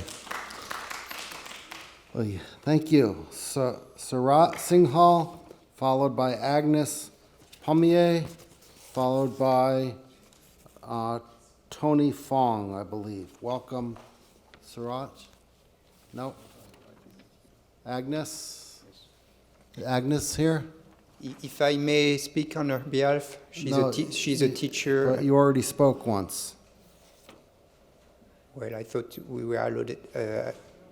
She Right, was each here. person gets 3 minutes. Thank you. Tony Fong, followed by Georgiana Chang, followed by Jian He. Is Tony here? Yes, sir. Okay. Welcome. Mayor, council members. We've heard a lot from many people about safety, cycling safety, and I'm an avid cycler, so I know about unsafe cycling environments. Stevens Creek is very unsafe. McClellan, lethally unsafe, unfortunately. And I'm really glad we're doing something about that. But all of these streets have nothing to do with Regnart Creek. All of the streets around Regnart Creek are extremely safe. We know from the accident data that these streets are totally safe. So the data just does not support the argument that biking around Regnart Creek is unsafe. So what is it really about? I guess it's really about the need to walk on an aesthetically pleasing road. Nicer than Lamar, nicer than Pacifica. And sure, I like to drive a Ferrari too. You know, my Honda works great, but you know, I certainly want to, if it's free, I want to drive a nicer car. Well, this trail is not free, as we know. There are many costs to it. $6 million to begin with, and probably counting. It started at $2 million, just keeps going up. We really don't know the true cost of building this trail. We haven't even gotten to the maintenance cost of the trail. Every year we're going to spend $20,000 to $40,000 on the maintenance of the trail. All of this money can be used on much more deserving projects. Make Stevens Creek safer. Make Blaney safer. Maybe that'll, you know, help with all of the safety stories that we're hearing. Even environmental groups are opposed to this trail. You've received a letter from the Sierra Club, Audubon Society, Green South Bay, all opposing this trail for environmental reasons. Almost every homeowner adjacent to the creek is opposed to this trail because, frankly, who wants a parade of people walking by their front or backyard? I'd say probably nobody. So, City Council, a vote for this trail is really a vote for a nice-to-have trail and a vote against homeowner privacy, fiscal responsibility, and against the environment. Please use our tax dollars to support projects that will make a real difference with cyclists and pedestrians, and not to placate those that just want an aesthetically pleasing walk. Thank you. Okay. Georgina Chang, followed by Jian He, followed by Gail Marzoff. Welcome. Hi, so my name is Georgina Chang, and since 2017, I've commuted by bicycle from West San Jose to Cupertino. And I bike along Blaney, and then I'm biking towards city center, so I go along either St. John, Pacific, to Torrey to get to city center, or I go along Rodriguez. So on my bike ride, I regularly encounter the following challenges. On Torrey, I see a lot of times when people are getting in and out of their cars, and so I have to go into the middle of the road to avoid them, which puts me in the path of other cars. I also have to deal with Torrey, who are drivers who are impatient with how fast I'm going, because I only can go about 10 miles an hour. So they try and squeeze by me, and I can actually reach out with my arm and touch the car. So it's a very unsafe kind of passing situation. I always worry about getting clipped by a car or hit by a car in this case. On Torrey and Pacifica, I've noticed that when I'm trying to make a turn onto either one of those streets, like cars will try and pull in front of me and cut me off while they're trying to get to a turn before me. And then also on Rodriguez and Blaney, I noticed that garbage cans can be put out on the street starting Wednesday night, are left there through Thursday and sometimes through Friday, and they're put in the bicycle lane. So that also puts me into the street where I have to basically compete with cars to commute to work. So that's why I support a Regnart trail that has a separation for bicyclists to bicycle and commute that's separate from streets.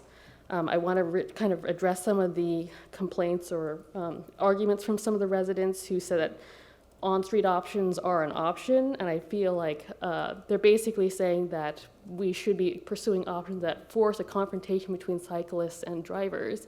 And I feel that, like, in these situations where cyclists, like, I only weigh about 200 pounds with my bicycle, and I'm only doing 10 miles an hour, and I'm competing against cars that weigh 3,000 pounds and can go 25 miles an hour or more on these streets.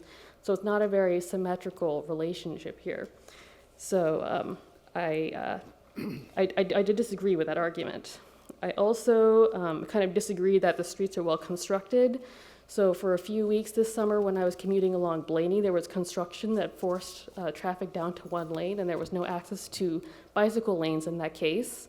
And I'm also not allowed to ride on the sidewalks because those are only for pedestrians. So there really was no place for bicycles to ride on Blaney during those weeks of construction. So I guess in summary, like that's why I support having a separate trail for cyclists to commute on rather than having on-street options. Anyways, thank you for your time. Thank you. Thank you. Next is Jan He, followed by Gail Marzolf, followed by Jim Davis. Are any of them here? Okay. Gail Marzolf?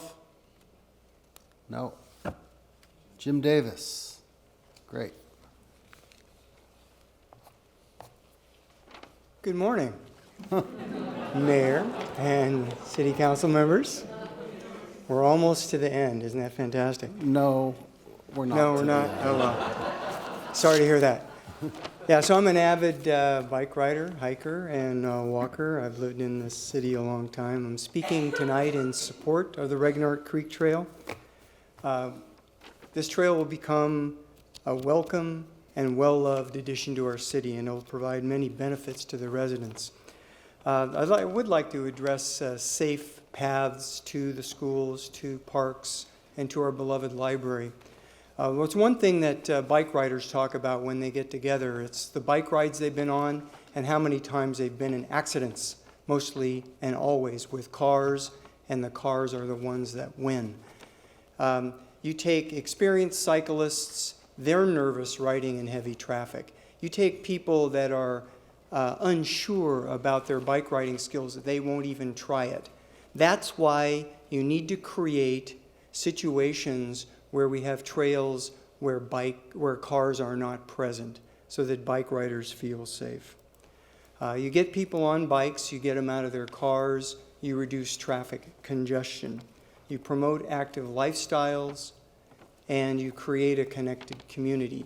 So for all of those reasons, I would like to encourage you to take this opportunity and act and approve the Regnart Creek Trail. Thank you. Okay, thank you. Next we have Simran Raheja, followed by Taghi Sadati, followed by Jim and Sharon Walker. Welcome. Is Simran here? Taghi Sadat, I see you. Welcome.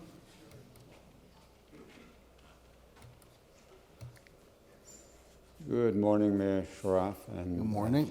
Council members. My wife's here to make sure I don't fall asleep. It's past my bedtime. The free coffee outside. It's all gone. As a longtime resident, over 35 years in Cupertino, raising our kids to be adults, we support the construction of the trail that's off the street because it's safer.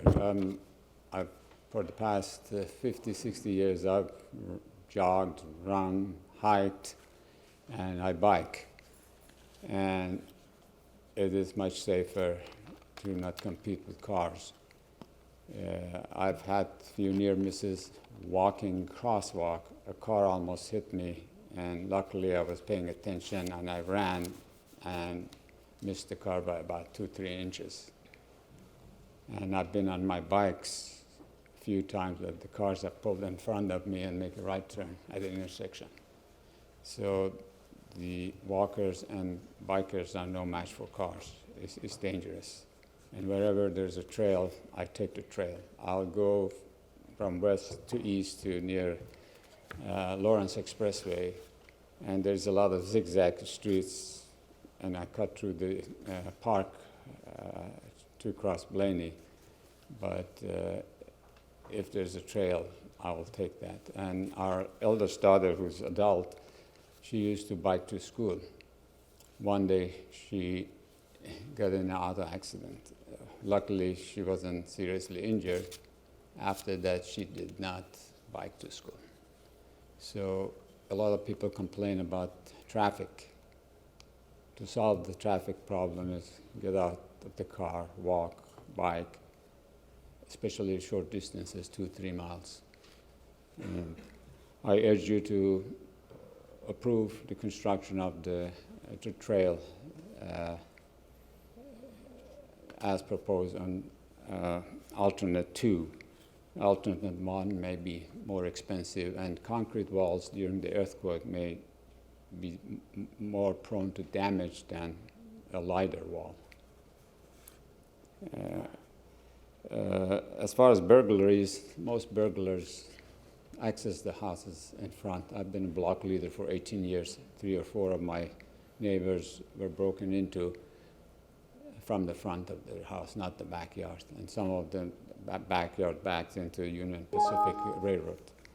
So one of my friend also lives on Lamar, and his house backs to the trail. He supports the trail. He submitted a letter in support of the trail. So I urge you to approve the trail construction tonight. That would be good for the community as a whole, and the people who live in the area in future will appreciate that. Thank you. Okay, thank you. Jim and Sharon Walker, are you here? Welcome, followed by Ravathi, followed by Will Flewelling. Welcome. Yeah, good morning. I'm Jim Walker. I've lived here 51 years, 52 if we count tonight, but my youngest of 3 children graduated from high school 32 years ago. But I still vote for high school bonds and school bonds of all sorts because I think we got to do that to pay it forward. I see this bike trail as something that we can build now and pay it forward for the future.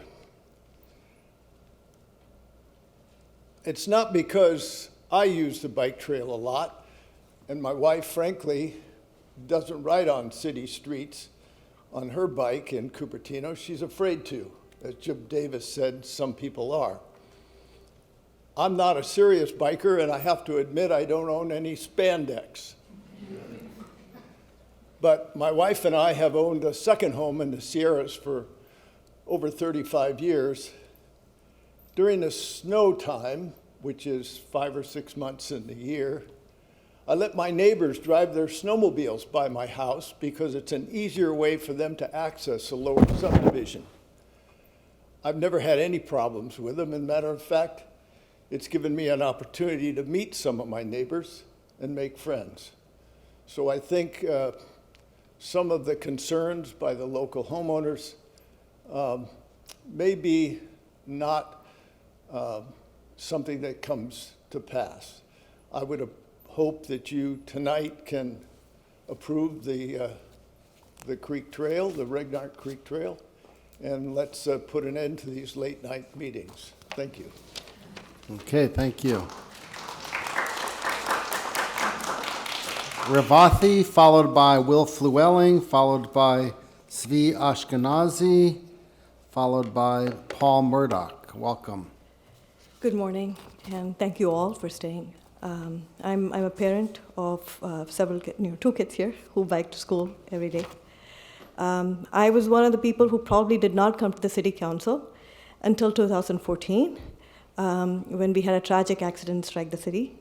First, it was panic for me as I wondered about my 2 kids that use the same routes and go along the streets. Second, I figured maybe we should use this panic as a moment of action, and several of us did that, right? And that's why the city came together and figured what was the best way to keep our children safe. And that's why I'm here, even though it's midnight and we all have jobs to keep. First of all, I want to thank everybody here. Everyone in this room is passionate about something. People wouldn't stay here without that. So thank you, everybody, for staying and doing what you do. I just have 2 points to make. One is safety. Second is better good, greater good. Let's talk about safety, right? Safety is keeping our kids away from automobiles, period. The only way to do that is giving them exclusive access. Now, we don't have that luxury everywhere. But if we have a luxury of doing that somewhere, grab it with both your hands. That's what I ask of the council. Second, greater good. It may not affect me, it may not affect another person right here, but it will make a difference for children who use the trail. We've heard all kinds of arguments here. We had people who said, People are not going to use this trail. Why build it? Why spend it? We had another person who said, I'll have a parade of people in front of my house. Why would you build it? This is going to affect my privacy. You'll hear arguments no matter what. So think of the greater good. Think of what you want to leave for the city and our children, for generations to come. And I ask that you do the right thing. Thanks. Okay, thank you. Next is Wilf Llewellyn, followed by Svi Ashkenazi, followed by Paul Murdoch. Is Wilf Llewellyn still here? Nope. Svi Ashkenazi? Okay. Paul Murdoch? Nope. Sanjay Mohan? Nope. Becky Smith? Welcome.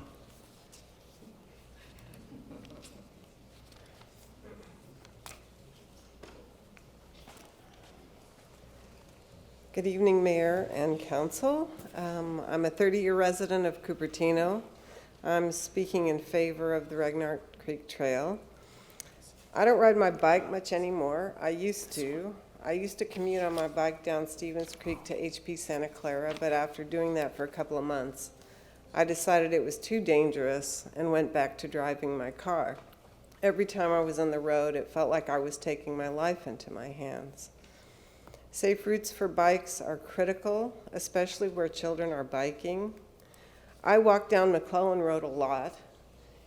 Even since we got the bike lanes marked with green paint, I've personally witnessed a biker from De Anza being hit by a car and a biker from Monte Vista being hit by a car. Luckily, neither was hurt badly, but their bikes took a beating. I'm thrilled that the city is improving the bike lanes down McClellan.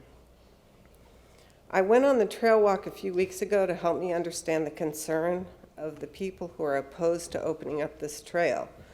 I do feel for the people whose homes are right on the trail, especially the Linneo Drive, the ones that, the trail kind of runs through their front yard. I really hope that the city will be willing to throw money at that problem if there's any way that money could possibly help. When the Stevens Creek Trail was being planned to go through Blackberry Farm, I was in focus groups and went to multiple hearings on that issue. Lots of my neighbors objected to that trail. They were afraid it would degrade their quality of life, that the value of their homes would drop, and they expressed fear that the trail would attract crime. I expect today you couldn't find a single person who still felt that way. I live in Monte Vista near the high school in our neighborhood. In order to make walking to school safe for students, many residents are giving up parts of their yards to provide room for sidewalks.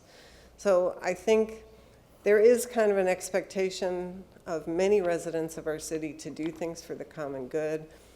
I know it's not fun, but it happens anyway. So that's it. I'm in favor of the trail. Thank you. Next we have Diana Yee, followed by Betsy Magus, followed by who? Debbie Wu. Are any of them here?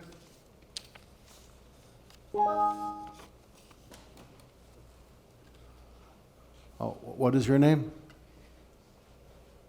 Hi, I'm Betsy Magus. Oh, okay, great. So I don't see anybody else standing up, so I'll start. Okay. So I live and work in the city of Santa Clara, and I travel the length of my city each day by bicycle, which I have the privilege and delight of doing on our own San Tomas Aquino Creek Trail. I commute about 3,000 miles each year with zero emissions on my bicycle, and I am here on my bicycle tonight, this morning. I'd like to encourage the city of Cupertino to proceed with the Regnart Creek Trail as planned, and particularly to proceed with it as a trail, not just an on-street connector for the benefit of your own community and for those of us who live in surrounding communities. By all means, improve the streets, but in addition, not instead of the trail. Something amazing happens when you create a space that's separate and away from traffic.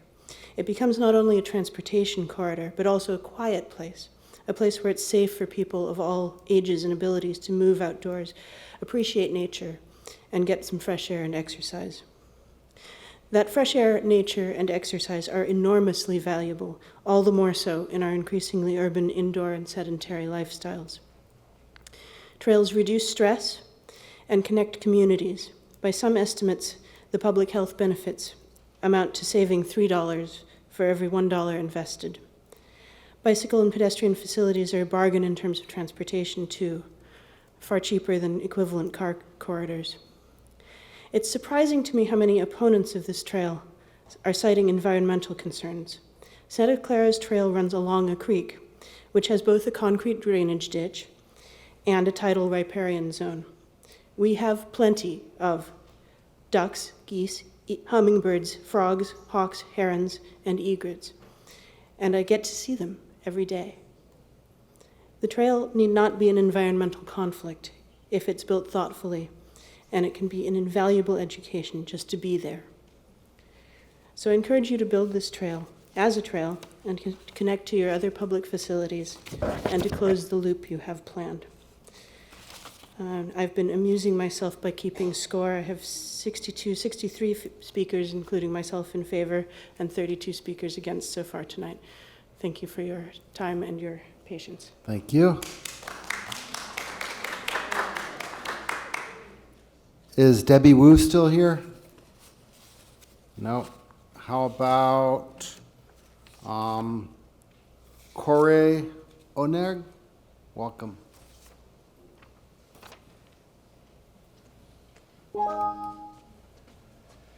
Hi, my name is Koray Oner. First of all, good morning. I live in Cupertino for 12 years. I live on Rodriguez, the other side. And I have 3 daughters, 2 of them going to Kennedy and Monte Vista. And they've been asking me, can we bike to school? I said no, until the roads are safe. Hopefully they are working on it. Now we will have a separate bike path there. Maybe after it's done, I will let them bike there. And they say, why? I explain, because my neighbor's kid died. So I'm not gonna lose you. And so I'm for anything that's gonna put the bikes away from the cars. And personally, I started biking to work myself. And nowadays I'm using the Acuna Trail, St. Thomas Aquinas Trail, which I think this year opened, which is totally off the street from the cars, which I like. But the east-west corridors, most of them are, there's no separate one. And even though there's a bike lane, it's very dangerous. And so on the other hand, I'm for this trail, but looking at the cost, I feel like maybe we should first spend the money to make all the roads safe and then go back to the trail. So I'm for the trail, but we can maybe do it later. Thank you. Okay, thank you. Is Lori Cunningham here? No? Wait, here she is. Okay, welcome. Followed by Jimmy Wang. Welcome, Lori. Hi, good evening, Mayor and honorable council members. My name is Lori Cunningham, and I am currently serving as a governing board member and as the vice president for the Cupertino Union School District Board of Trustees. I'm here tonight in my individual capacity as a longtime advocate for kids in our community. In all my many years of working on Safe Routes to Schools programs in our wider CUSD community, one of the things that we know is that when we make improvements and create opportunities that can provide additional safe routes to schools for kids, the entire community benefits. As a board member for our school district, I hear frequent feedback and complaints about traffic and safety concerns around and on city routes to and from all of our schools across all 6 cities. When parents and kids perceive that there are safer routes and options to get to our campuses, we do see more kids riding and walking to and from our schools. good for our children's health and well-being, connecting them with the great outdoors, and safe opportunities for growth. Sorry, my iPad just triggered here. Safe opportunities for growth towards independence as younger accompanied riders and walkers grow up to become older and more independent students, and riders and walkers themselves for life. And also good for our community as we see reduced traffic and road trips to our schools. This off-street trail improvement has the potential to serve as an additional safe option for students and to benefit the entire community as a route to local parks, ball fields, the library, and the heart of your city's civic life. I do trust that the Water District and the City of Cupertino and all the regulatory agencies involved will ensure a plan for safety for the entire community, including our students. For these reasons, I encourage you to take action tonight and vote on an implementation plan to go to construction for the Regnart Creek Trail in whatever capacity you feel best fits the needs and the budget of your city. Thank you for your time, and thank you for your service. Hey, thank you. Next, we have Jimmy Wang, Joel Wolf, and Neil McClintock. These are duplicates, but I don't know if they spoke before. Welcome, Jimmy. Hello. Okay. Welcome. Greetings, Mayor, council members, and staff. My name is Jimmy Wang, and I'm an alumni of Cupertino High School, High Junior High School, and DeVargas Elementary School. I'm here to speak in favor of the Regnart Creek Trail. I wasn't going to speak tonight, but I thought it'd be useful to share a personal story about creating off-street routes in order to connect the east and the west side of the city. When I was a student at High Junior High School, I was hit by a car riding my bike on Bollinger. The car had hit me between the front wheel and my leg, and I was very lucky to have survived that incident just with a bump on my head and some scrapes. So adding off-road trails as a connector to get to places, especially like the library, De Anza College, or even visiting friends from the other side of town, is very useful to improve safety, and also having the additional benefits of having no cars can sometimes choose or cause a rider to choose, I'm going to go on this route because there's no cars around. It's safer. It's a more relaxing way to ride. Just like the benefits of the Cupertino Creek, or the Stevens Creek Trail, there's a lot of commuters that use that because it is a very pleasant way to be able to get from one place to another without taking the shorter, potentially, routes of competing with traffic. So that's why I urge you to vote in favor of the Regnart Creek Trail and create additional off-road ways for us to connect and meet and be a community. Thank you. Thank you. Is Joel Wolf here? Welcome. Good evening, Mayor Scharf and City Council members. My name is Joel Wolf, and I've been a resident in Cupertino for the last 33 years. I'm an avid walker and cyclist, and I'm here to advocate on behalf of the Regnart Creek pedestrian bike trail. I believe the ability to conveniently and safely walk and bicycle truly enhances the quality of life in Cupertino. Regarding the proposed trail, I make the following points. I did walk the trail during the March open house, and I think it would make a wonderful addition to the Cupertino's bike pedestrian infrastructure.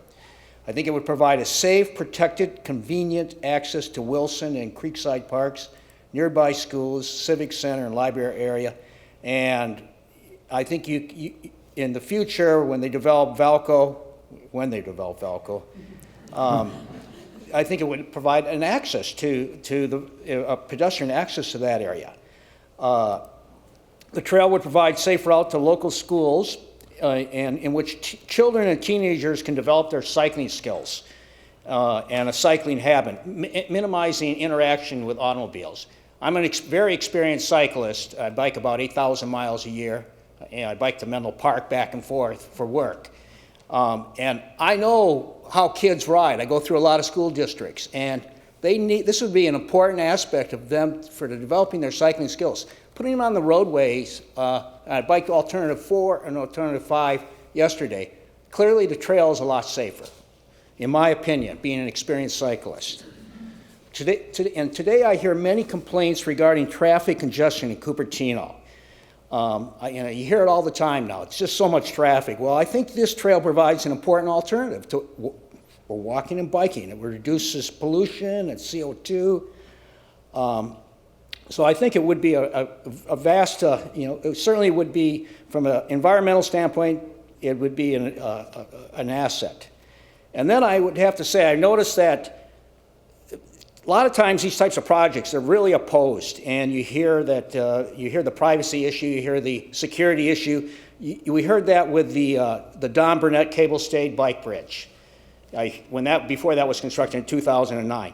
And I personally have used this bike bridge probably maybe 3,000 or 4,000 times on my commute to Menlo Park for work. And I don't know anybody today who criticizes that bridge, and it's heavily used. I see people on it all the time. And I believe the Regnart Creek Trail will be, a similar asset. So I'd like to close by saying, of the various options, I prefer a paved trail, but I know there could be some financial, considerations, but I would like to see the trail approved. I would like to see approved tonight. Thank you very much. Thank you. Okay, next we have Neil McClintock, followed by Meenakshi Biani, followed by Jennifer Sheeran. Welcome.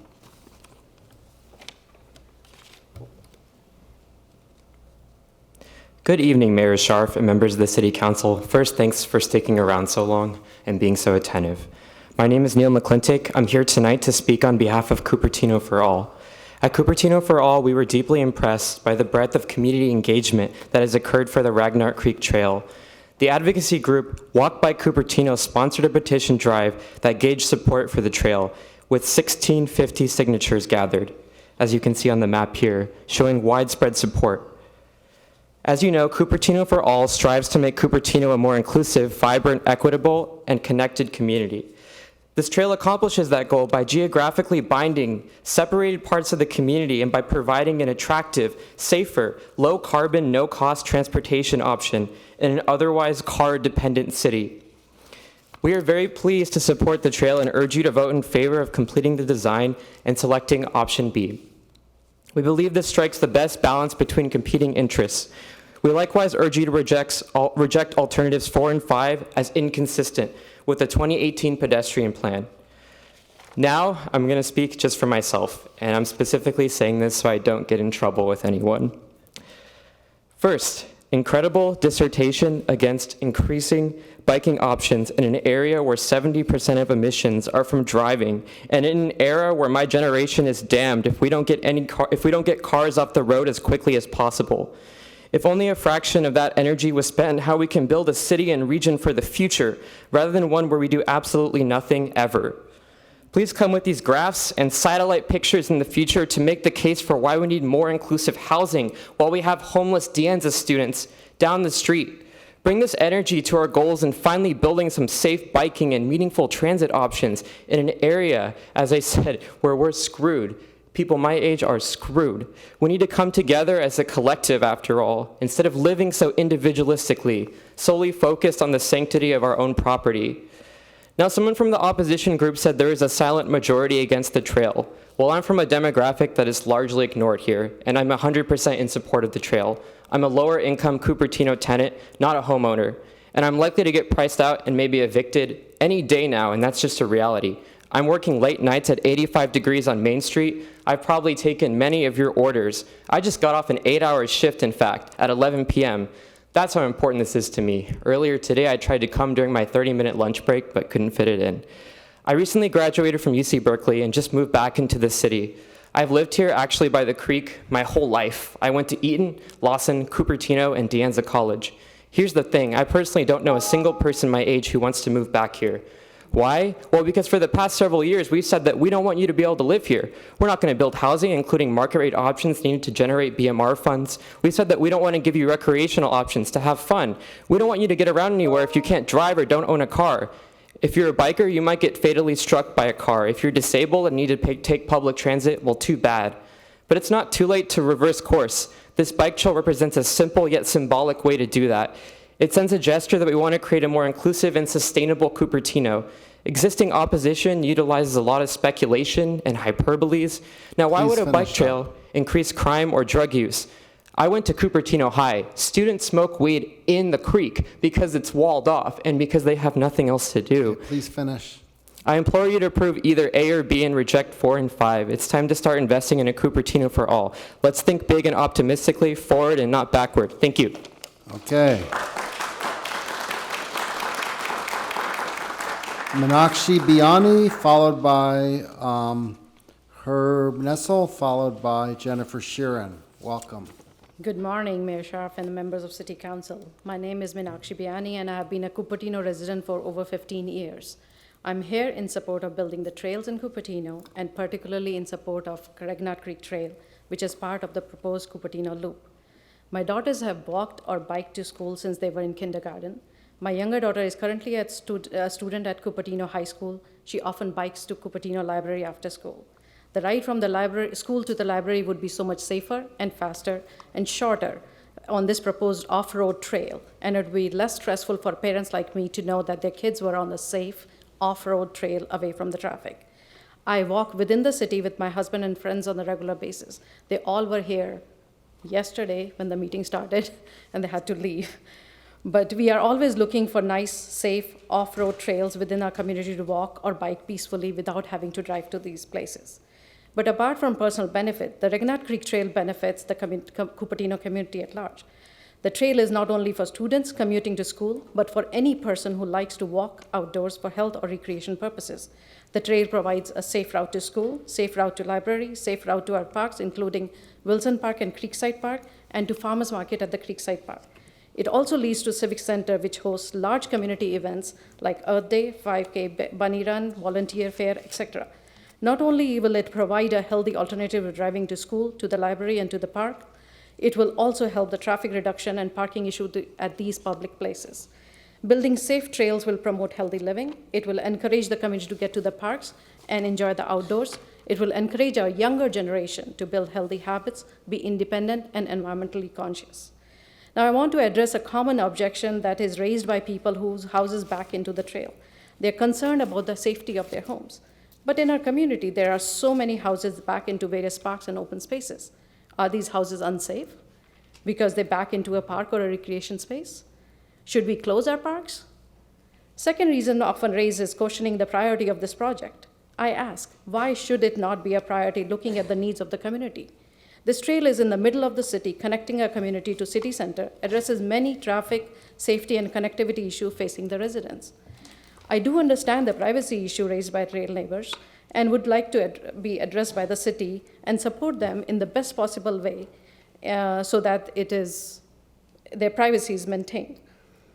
Now, also, all the council members here have found that the parks and trails are a great way to meet the community because you all have held meetings there. So here's one more opportunity for you to walk and talk safely and get the feedback from your community. I strongly encourage the City Council to vote to approve the Regnart Creek Trail. We have been discussing this project for a very, very, very long time. It's time to make a decision.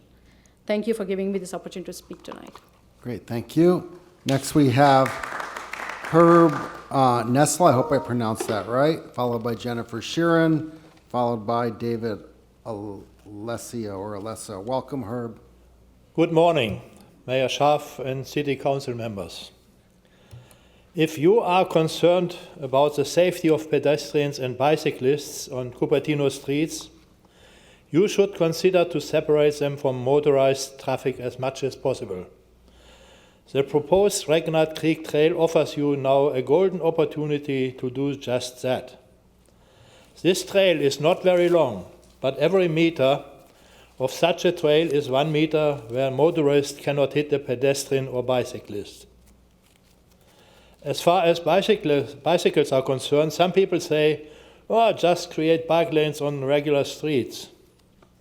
Of course, one could separate those bike lanes from car lanes by using fences or posts, but what about intersections? And how about distracted drivers? We have seen in the past, they jump the curb, hit pedestrians, and some are even killed. 15 years ago, my wife was a massage therapist.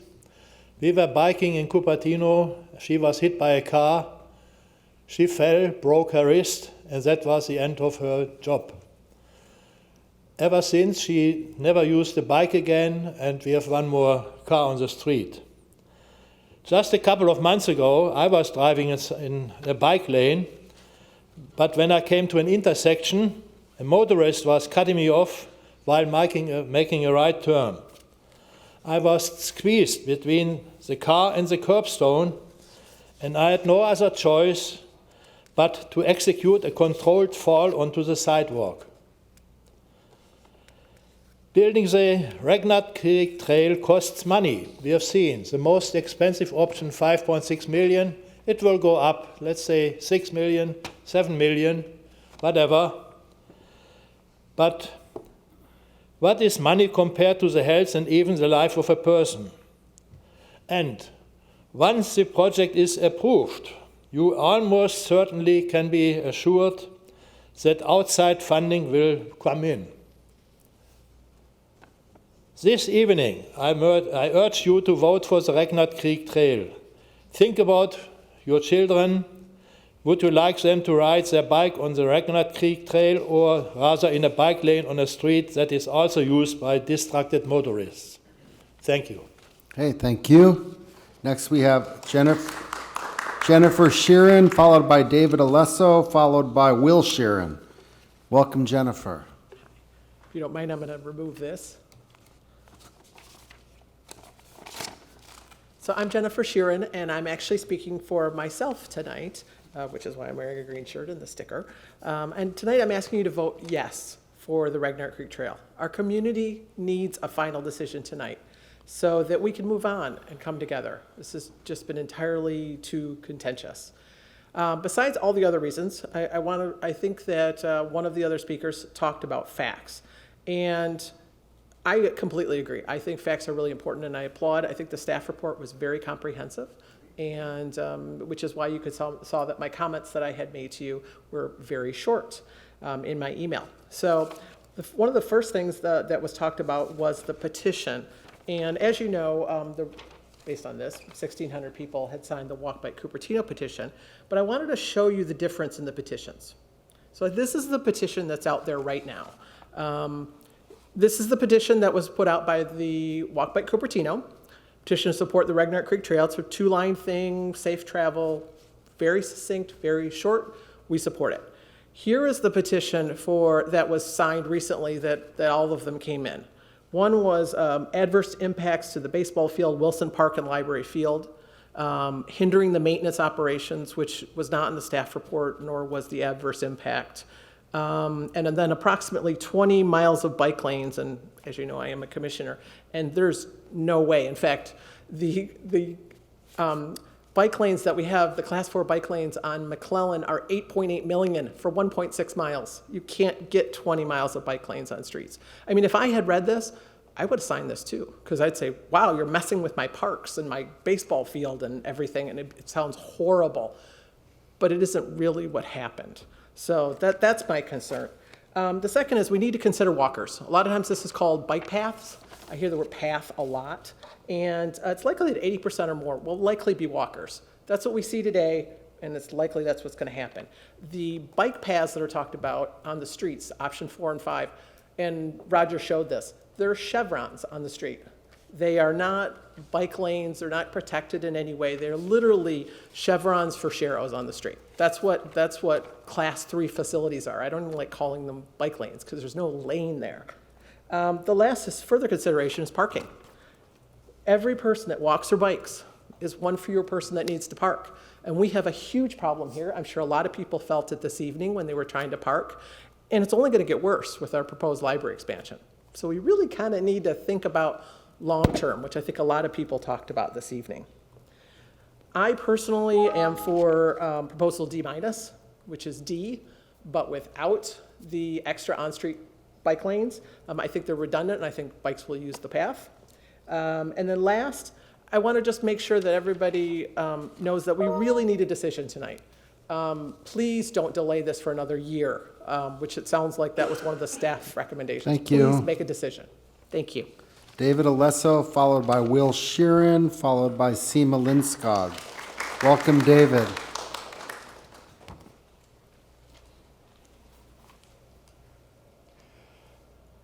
Mayor Scharf, City Council members, staff, thank you for staying late into the morning. Good morning. I had prepared a speech. It was a lot more eloquent than what I'm going to say tonight. I want to make this short. The issue here is I think, pretty simple. There's one issue. It's about the Regnart Creek Trail. It's not about what to do with these pesky bikers. It's about pedestrians, it's about bikes, and it's about opening up a public area for pedestrians and bikers for which it was intended. We heard today someone speak from the Water District, a retired gentleman. That's what the creek was designed for, because they knew that as a pedestrian walkway, it serves the purpose of just being a nice place to walk. And in today's world, we often forget that some things are worth doing just for the pleasure of doing. We heard today that we shouldn't open the creek trail because it's not the shortest path to the school. Really? Then don't take that path. Right? But this is excellent property for a trail. Open it. We live in a city, and we're often proud to say that it's the place where Apple is, the center of innovation of the country, of the world. And yet, we show no vision for what we want to do for a parade of high school kids and grammar school kids who spoke eloquently why they would like this trail. Yeah, okay, you can say the 3-year-old was coached. But the 12-year-old? Show me a 12-year-old that you can coach. And show me a child who doesn't want to play or walk along a stream to the highway. You can't. While the whole world is opening up green trails for walking, we spend countless months, years, a decade already, debating, delaying, dithering. Enough. You have voted, I believe unanimously, for Linda Vista Trail. I think anything less than a unanimous vote in favor of a loop would be arbitrary.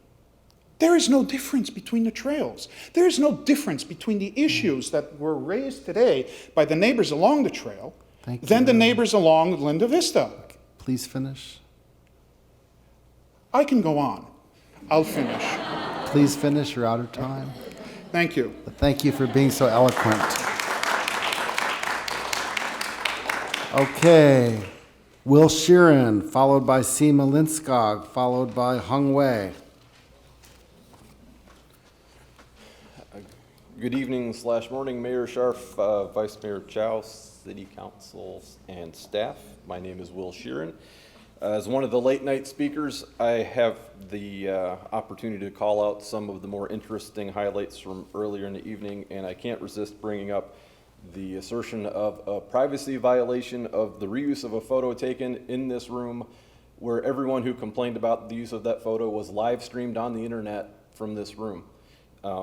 This is a public forum. Things that happen here are public, and people should have the expectation that those things happen. I also get to do some cleanup duty. There was a failure to comment that Lozano Lane and De Palma already have bike and pedestrian lane access. Trail access. It's a bike trail. It is fine. Okay, please let the speaker speak. But also, Vice Mayor Chow raised an interesting observation. Much earlier in the evening, a few residents had called out, and it has been called out since then, that the public should have access to public land. And one of the residents who had picked up land from the water district, he admitted that he got a foot of land from the water district, and Vice Mayor Chow correctly pointed out that the district now would not give you an inch of land. I would like to point out that as long as the residents on Regnart Creek are the only ones with gates, and that it is an enclosed space that only they have access to, they don't need the water district to give them an inch of land. They basically have a private parkland of their own. And since I've had 3 hours to look this up on the internet, land in Cupertino is running about $200 a square foot, and most of the people on that lane have about 70-foot lots.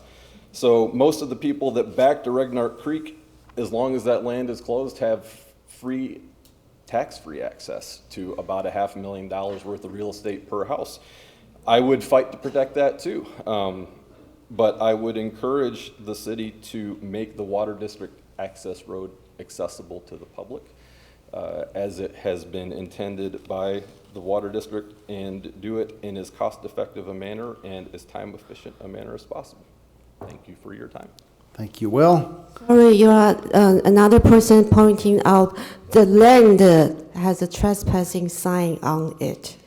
The residents are not allowed to trespass. Every walk shop I have been on, which has been 2 or possibly 3, I can't remember if they're different walk shops, I have seen residents join the walk shops by walking out that back gate. Okay, thank you, Will. Next, Seema Linskog, followed by Hung Wei, followed by Kitty Moore. Welcome, Seema. Mayor Scharf, esteemed council members, thank you for staying here. It's now almost 1 in the morning, so thank you for hanging in there with us. Want to make a few points. We've heard today from a few of the 1,650 people who have signed our petition so far. You've heard from everywhere from 3 years old to 73 years old, I'm guessing, but you see the breadth. You hear from empty nesters, children, high schoolers, elementary school use, families. The breadth of the support is humbling. And it's been incredible to see how many people approach us, and we got 7 new signatures this week alone. It is something that your voters, that the people who elected you want you to do. This is something that the majority of the residents want you to do. And if you sitting there are representing the majority of your voters, this is what you must do. Because I think we have spoken. As Jennifer mentioned, the only people that are speaking against the trail today are the people who live along the trail. The people who speak for the trail are a huge variety of Cupertino residents. It's my turn to speak.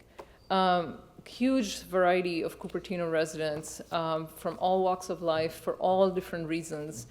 I think we know who has the broader support. I also want to mention the groups that support the trail. So Cupertino Safe Routes to School, working groups, multiple PTAs, Lawson PTA, Eaton PTO, Hyde PTA, Sedgwick PTA, the Cupertino Teen Commission, the Tino Bike Club, Cupertino Chamber of Commerce, Friends of Stevens Creek, Silicon Valley Bike Coalition. I sent a letter of support earlier, a couple of days ago. Western Wheelers, Almaden Cycling Club, Trailhead Cyclery, several former Cupertino mayors, several council members, several current and past school board members, several commission members, several leaders of our community.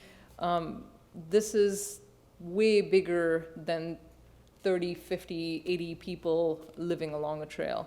And I urge you to do the right thing. And as Jennifer said, this is very contentious for the city. This has been a huge outpouring of tension for the city, and we really would like to put this to bed if possible. We urge you very strongly, please vote on this today, get this done, and let the community heal. Thank you. Hey, thank you, Seema. Hung Wei, followed by Kitty Moore, followed by Dave Wyckoff. Welcome, Hung Wei. Mayor Scharf, City Council members, you heard a lot of pros and cons, so I'm not here to talk about any pros and cons. I'm here to talk about you are elected, you have the privilege to decide things for our residents and for our city. But with that privilege comes a heavy obligation and responsibility.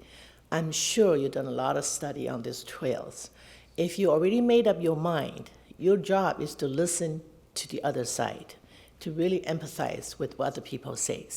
Because your job is to do research, listen to the residents, but also make decisions for the future of Cupertino. That is what we let you to do, to really take charge and think about what you want our city to be in next 5, 10, 20 years. Your decision affects not just the current residents, but the future residents. Your deliberation today will show whether you've done research, whether you've listened to the residents, whether you have an open mind. So we are here waiting to listen to your deliberation. I have a 7:45 volunteering at Palo Alto for a bike rodeo. So I probably won't say to listen to your deliberations if it's too long. But I'm not an avid biker. So the guy thought I was an avid biker, and he assigned me to be demonstrators. That means I had to bring a bike to Palo Alto and really demonstrate, which I couldn't. But I care about kids. And we would like to bring Cherie from the city. We're going to go with her. We want to bring bike rodeo to our schools. We want to teach our students how to bike safely, how to be able to wear their helmets correctly, and I want to learn how to do that. You're here to make decisions for the generation of students and residents. So I would like to remind you, you have the privilege, but you also have the heavy responsibility to make the right decision. What's the right or wrong? There's really no right or wrong. Whatever you make a decision, if you feel that's what you need to make a decision after you listen to the residents, after you make good research, after you look at what our future of Cupertino should be, then your decision is the right decision. So I'm hoping that you will represent our residents well, represent our city well, and make good decisions. Thank you. Thank you, Hong Wei.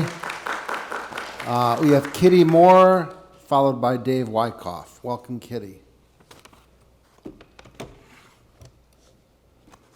Good evening, good morning. I'm representing myself only.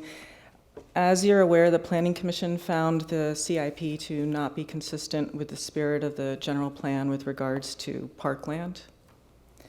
And I have a procedural question. Will the Environmental Review Committee be reviewing this at some point? And the reason I ask that is your staff report, PDF 14, states that an initial study mitigated negative declaration conforming to the requirements of the California Environmental Quality Act will be completed. Staff anticipates commencing the 30-day public review period after the initial study mitigated negative declaration is filed with the county recorder's office. But when you go to the Cupertino Municipal Code, for the duties, powers, and responsibilities of the Environmental Review Committee, it shall evaluate the initial study of a proposed project to determine whether the project may or may not have a significant effect on the environment. If a determination is made that the project will not have a significant impact on the environment, the committee will recommend that the final reviewing authority, decision maker, grant a negative declaration. If a determination is made that the project may have a significant impact on the environment, the committee shall require preparation of an environmental impact report, an EIR. And then when I look at the written communications, and this is from August, this is a letter from Sierra Club member, Audubon Society member, the director, Committee for Green Foothills and Clean South Bay. It's PDF 24 of your written communications. It states that we understand that city planners are preparing a mitigated negative declaration for the project.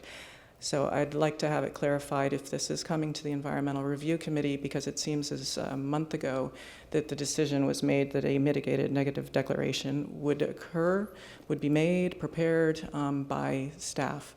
So I'd like to understand how that happened. Thank you. Hey, thank you, Kitty. And finally, I have Dave Wyckoff.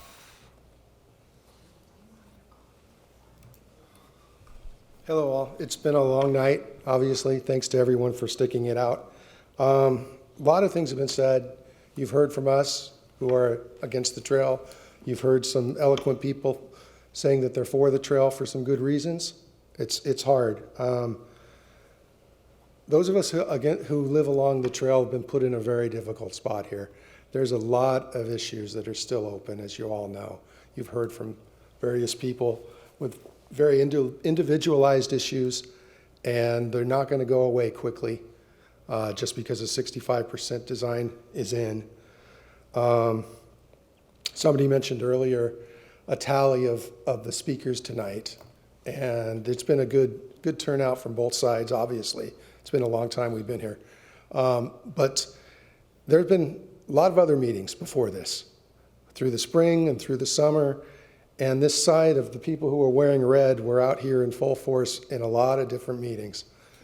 This isn't just tonight, as you all know, and you've heard all the issues, so I won't go into it much further.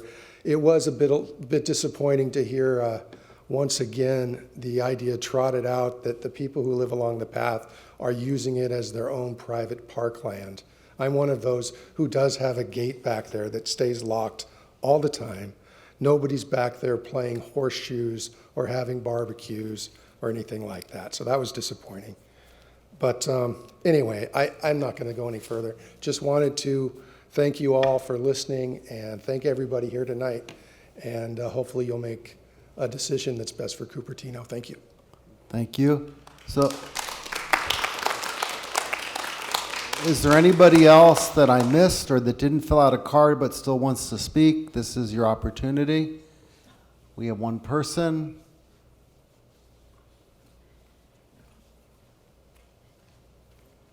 Welcome. It's not required to fill out a card, but if you're willing to, that would be great. My name is Brent, and I've spoken to the council before.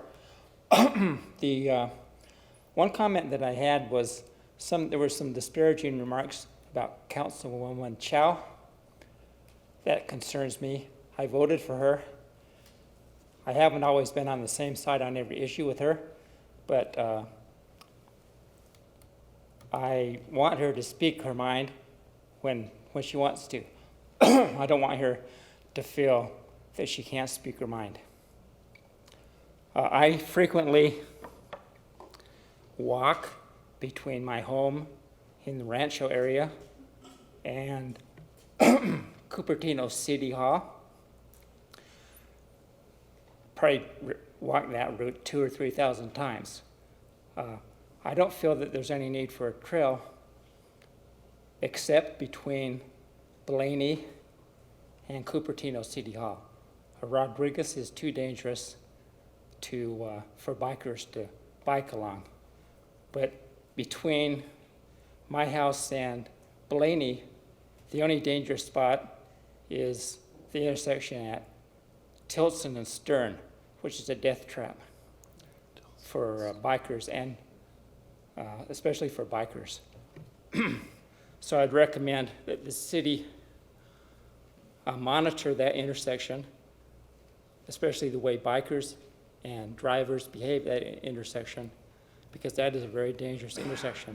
But besides that, getting to Blaney is no problem at all. The way that I go through Creekside Park and Wilson Park, there's no need for any trails there or any trail construction. But again, Rodriguez does need some way to address that for bicycles. So,